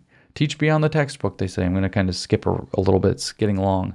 Participating in role plays increases empathy. So they're going to do historical role plays to teach fake history. For younger students, children's books can be a tool of political education and understanding social emotional skills. Carefully selecting and analyzing children's texts can provide what Rudine Sims Bishop called, quote, windows, mirrors, and sliding glass doors to readers' multi-layered and intersectional identities. Children's literature can be a window to show young people what the possibility of new or different worlds could look like. Sliding glass doors encourage young people to use their imaginations to enter those worlds or take action. Activism. Teaching for Change also launched a Freedom Reads Anti-Bias Book Talk series, which is part of anti-bias training and part of book review. Each short segment explores anti-bias books for the home and classroom to strengthen parents and teachers' anti-bias, anti-racism lens, and their ability to critically analyze children's media. Maybe they can spot the groomers. Children's books can be a starting point for young people to see how others understand emotions, talk about their feelings, and identify with social issues. Have we learned anything about anything yet? No. Maybe there's some reading tucked in there. There's no math. Many partners use Youth Participatory Action Research, PAR, and Youth Participatory Action Research, YPAR. Regular Participatory Action Research and Youth Participatory, as tools for communities to collect data and research their experiences through a social justice lens. This practice redefines who has the expertise to produce knowledge by using research findings to contribute to societal change that directly impacts communities. Teachers Unite in New York City, New York, conducted a PAR study on rethinking school safety. They examined who gets to be involved in safety-making decisions around school safety. Young people drafted, revised, and tested over 200 interview questions about restorative and transformative justice, safety, accountability, discipline, and intersectionality. There's more examples of this now for gender equity. The researchers used performance and art to, quote, unscript their bodies with children under radical black feminism. In other words, to tell their stories through research, allegedly. These practices can be adopted in the classroom and build social and emotional skills development by encouraging critical inquiry as the foundation for exploring social issues. So critical consciousness and our relationship to the broader socio-political context. For example, young people can be encouraged to conduct interviews that collect oral histories from people in their families or communities on a particular topic that's important to them. They could record their group conversations about a topic that's meaningful to them and collectively code the transcripts. That's sociological coding. They're not learning to program computers. Code the transcripts together to see what common words, themes, or phrases come out of the data. This is teaching them stupid sociological methods that don't work. They could present the data to their school board or at a town hall or create social media posts or flyers to spread awareness. Through the process, young people see themselves as researchers and understand how they can use their knowledge to create actionable solutions. Those are the exact kinds of research that we did in our fake studies and the grievance studies affair. Political education is about storytelling and examining narratives. SEL provides the necessary skills to examine the narratives that make up this nation's fabric, which they, of course, want to destroy.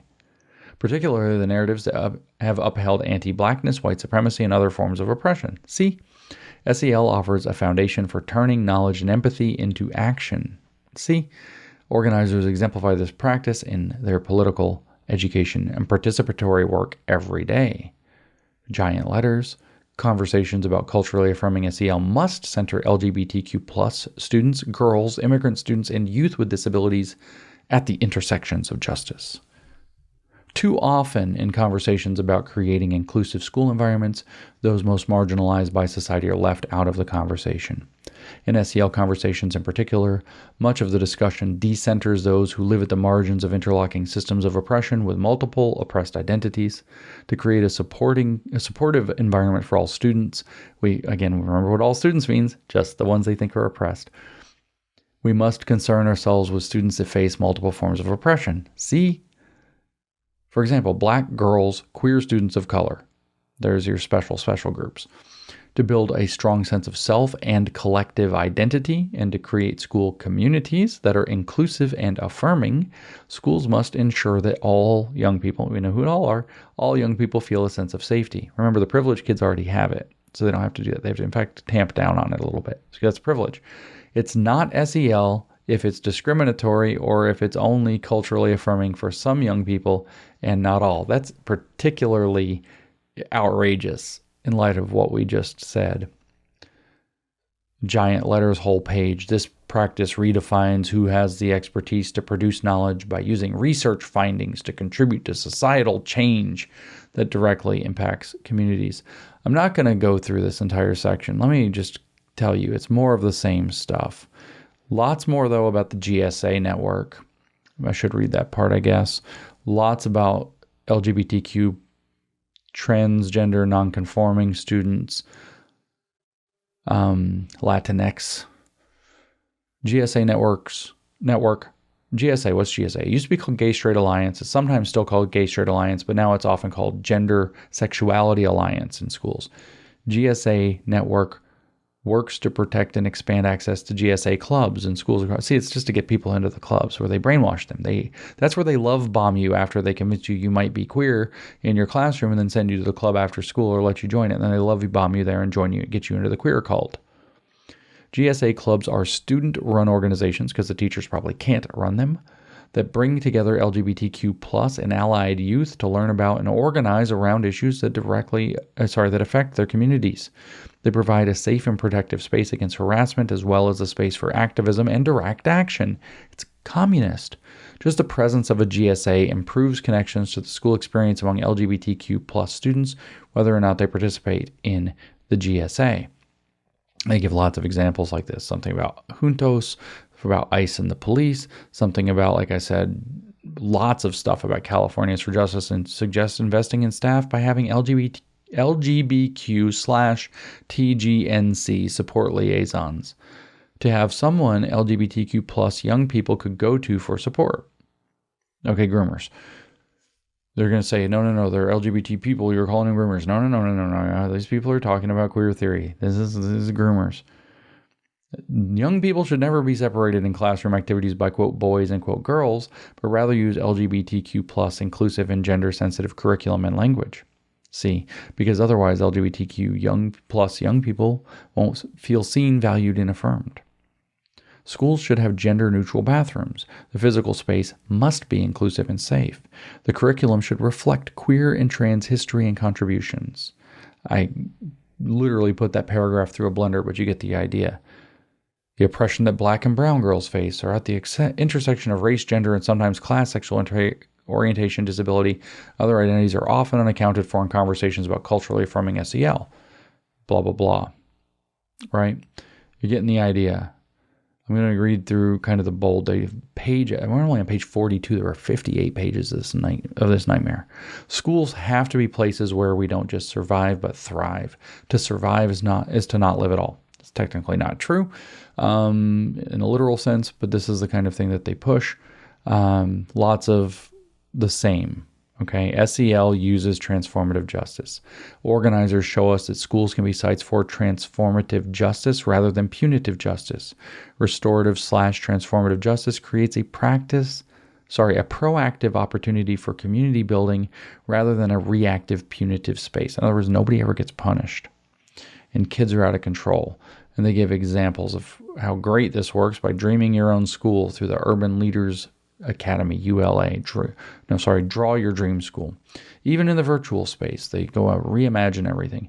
Teachers Unite in New York City, same organizations again, host cohorts of educators and young people to organize to dismantle the school-to-prison pipeline by, I guess, making them work in the garden like they do when they get suspended, like they do in prisons. In Kentucky, citizens of Louisville and United Together Clout has successfully organized for and won district-wide implementation of restorative practice in Kentucky's Jefferson County Public Schools. I bet you if you watch crime and issues in those schools, I bet you it just goes up from here. Except you won't be able to track it because under restorative justice practice, they usually don't record any of it. That's how they actually show that they're succeeding at it. Talk about Chicago schools, another picture of a bunch of slobs in casual clothes during a conference, rethinking safety, dignity in schools campaign, after page after page after page of this nonsense. What they did in Alaska, states and districts must connect social emotional learning laws, policies, and grants programs to culturally affirming school climate safety laws and policies. Here we go. Let's do another piece here. We're not going to go through the whole section. Actually, it's a short section. Organizing is SEL. What does organizing mean, guys? Organizing means communism. It means getting together as activists to take direct action, to plan and execute mass action campaigns. As evidenced throughout the RADport, organizing is SEL. See, SEL and organizing, which is community organizing, which is code for communist organizing. SEL and organizing are synonymous. It is the moments of relationship building and trust building that are necessary to build a base. SEL is about building a activist base, really, a movement base. Create strong communities that are centered in love and respect. Those are co-opted words. And holding space to heal from our individual and collective trauma. It is knowing our emotions and being able to name them without ridicule to understand the fullness of the human experience. It is taking cues from young people, learning about their talents, strengths, and communities, and ensuring that their experiences are reflected and centered in the curriculum. It's political education that develops social awareness so that history does not repeat itself. Oh yeah, the Maoist history is about to repeat itself under this program. Iron Law of Woke Projection never misses. It's campaign building and direct action in service of a world that does not yet exist. one that's rooted in equity, justice, joy, and love. It's restorative and transformative justice that creates a container for relationship building so that learning can occur. It's communal care and an illustration of the Zulu word Ubuntu, which means I am because we are. This is totally communist. When asked how SEL shows up in their work, on a survey collected at the beginning of the community of practice, our partners replied, "We have generated a curriculum to teach Black and Brown youth the organizing history and legacy, the school-to-prison pipeline, and a tool to teach them, to help them develop a shared analysis around police and schools. We seek to engage them as history makers and see their organizing in this moment as a part of making history." Quote, "Everything we do is relevant to that, building power, development of youth, how people see themselves." Quote, "As an organization, we are significantly culturally affirming. Work is race-driven and connected to culture. We pour libations." What? "Open and close meetings with 7 harambes and use colors of liberation, red, black, and green. Serve and advocate Black folks' culture." Quote, "It connects to how we build upon the wins of Black communities, educating the Asian and South Asian community that the immigration work, fighting border closings," that's George Floyd, "and the camps connects to the prison industry. It's what allows detention centers to exist." Quote, "Our vision of liberatory education is we don't have police in school at all. We don't use punitive measures to punish anybody. We don't think of anything as punishment. We know how to address harm in our community, and more than that, there's a space for young people to actually grow, be curious, understand, and make meaning about what's happening in the world, and not only make meaning, but also learn how to change things on a structural level, how to actually transform. That's our vision for liberatory education, and that's always been. This is communism. This is turning schools into insane asylums for children instead of learning environments. And the purpose is to bring them into brainwashing for communist organizing and action. SEL is organizing, they said. In all caps on its own page, or not all caps, big giant words. What world do you want to dream into being? Believe it or not, this continues to go on. Sustaining change, calls to action at the end. I won't go into the details. 1, follow and support organizers' leads and demands. Okay, directly give us power. That's what they're saying. Straight up. 1, their calls to action. Number 1, follow and support organizers' leads and demands. 2, fund organizing. Give us power. Give us money. 3, eliminate policies that perpetuate the myth of racial hierarchy and develop policies grounded in belonging and brilliance, which I'm sure are bullshit terms. 4, assess how SEL as policing may show up in your work. In other words, more self-reflection, more criticality, more listening to them, more giving them power, more adjusting according to what their consultants say. 5, center culturally affirming SEL practices in classrooms, schools, communities, policy, and philanthropy. And I will not, actually, we might be at the end. So read this thing on page 50, which is the sidebar to another image. The work is far from over, and we cannot wait. Remember when they told us that urgency was an attribute of white supremacy culture? The work is far from over, and we cannot wait. SEL has become another tactic to further criminalize, punish, and police Black and brown students and harden schools. We know from our partners that young people, families, educators, school staff, and communities feel most safe in a school where they have deep relationships. Not from real research, they know from talking to the people in their cult that people feel most safe in schools when they're just like they believe they should be. We also know if SEL work isn't culturally affirming, it's not SEL. Take that, Castle. If we want to lean into the true promise of SEL, to know ourselves, to know others, to know our histories, our joys, our pains, our spirituality, our land, we must ensure that schools, especially schools as they exist in the virtual space, are built on relationships, equity, justice, and community. SEL can be a tool of decolonization and a path toward freedom and liberation when done with intentionality and love. We must all work to ensure community voice is centered in our schools and elevate the power of organizing to create long-term systemic and structural change. Join us in big blue italics letters. It's a cult. Join their cult. After this, this is the whole document. That is the end. That is the conclusion. The rest is a community of practice curated resource list. So I already gave you the summary. What's this crazy document about? This crazy document is about changing our schools into culturally affirming, social emotional learning, insane asylums for our kids that identify the point of education as organizing for Marxist praxis. Critical consciousness must be at the center. So why are we talking about this crazy document?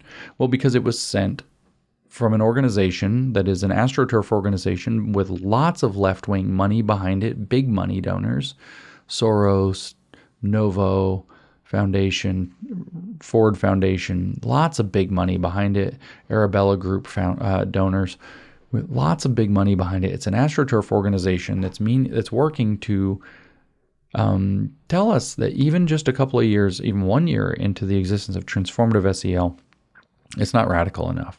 It has to transform into something even crazier, even wilder. It's the dialectic of social emotional learning. Social emotional learning is crazy left, is crazy radical, is crazy Marxist, as transformative SEL is, has to be dragged even further left than Castle can take it. We have tons of explicit examples given throughout this of extremely radical programs already happening in many states, including red states, some of which might be illegal, probably are illegal. What the hell is intergenerational pillow talk? What's going on in Louisiana? That's in New Orleans. What is that? Right? And moreover, we know that this document was sent to, with all that donor money behind this, knowing that the Communities for Just Schools Fund is part of that giant donor network, was sent to Biden's Department of Education in May of 2021. And we know that Biden's Department of Education is talking at least about similar issues with social emotional learning. And we know that that represents a threat. This is kind of the leftist horizon for the social emotional learning catastrophe. The only upshot of it is that it's challenging the explicitly New Age spiritualist goofball spirituality and education program of Castle, but it's to take it out of those hands and to put it into the hands of people who are quite explicitly Black Lives Matter type flavored Marxists. I don't know that they're affiliated with Black Lives Matter. I'm not saying they are, but when, whichever one of the BLM girls, I think it was Calor, stood on stage and said she's a trained Marxist, that's what these people are. And they're heavily astroturfed by big left-wing dollars.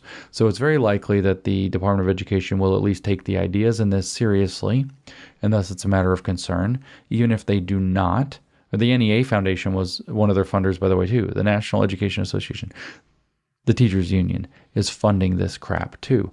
It is very important that we realize that this is the arrow, if you will, that's being shot out of the bow to drag social emotional learning even further into the catastrophe that it is, the leftist catastrophe that it is, even further into the Marxist, to the explicitly Marxist, the explicitly critical consciousness raising and centering, the explicitly radical, the explicitly community organizing, the explicitly based on the Black Panther Party's demands, even including to make their own rules, including intergenerational pillow talk in New Orleans.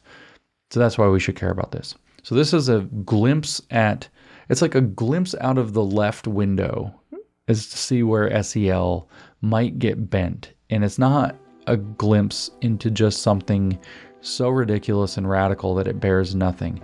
This was sent by an organization with large amounts of money. It's an AstroTurf partnering organization with large left-wing donors to the Department of Education directly, and compelling them to take it seriously, because the existing transformative SEL doesn't center critical consciousness and organizing praxis enough. It's not Marxist enough.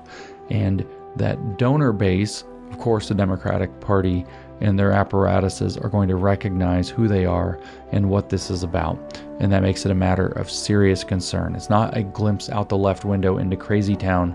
It's a potential glimpse out of the left window, at least to one expression of the next step in the dialectic of SEL, which we need to take seriously.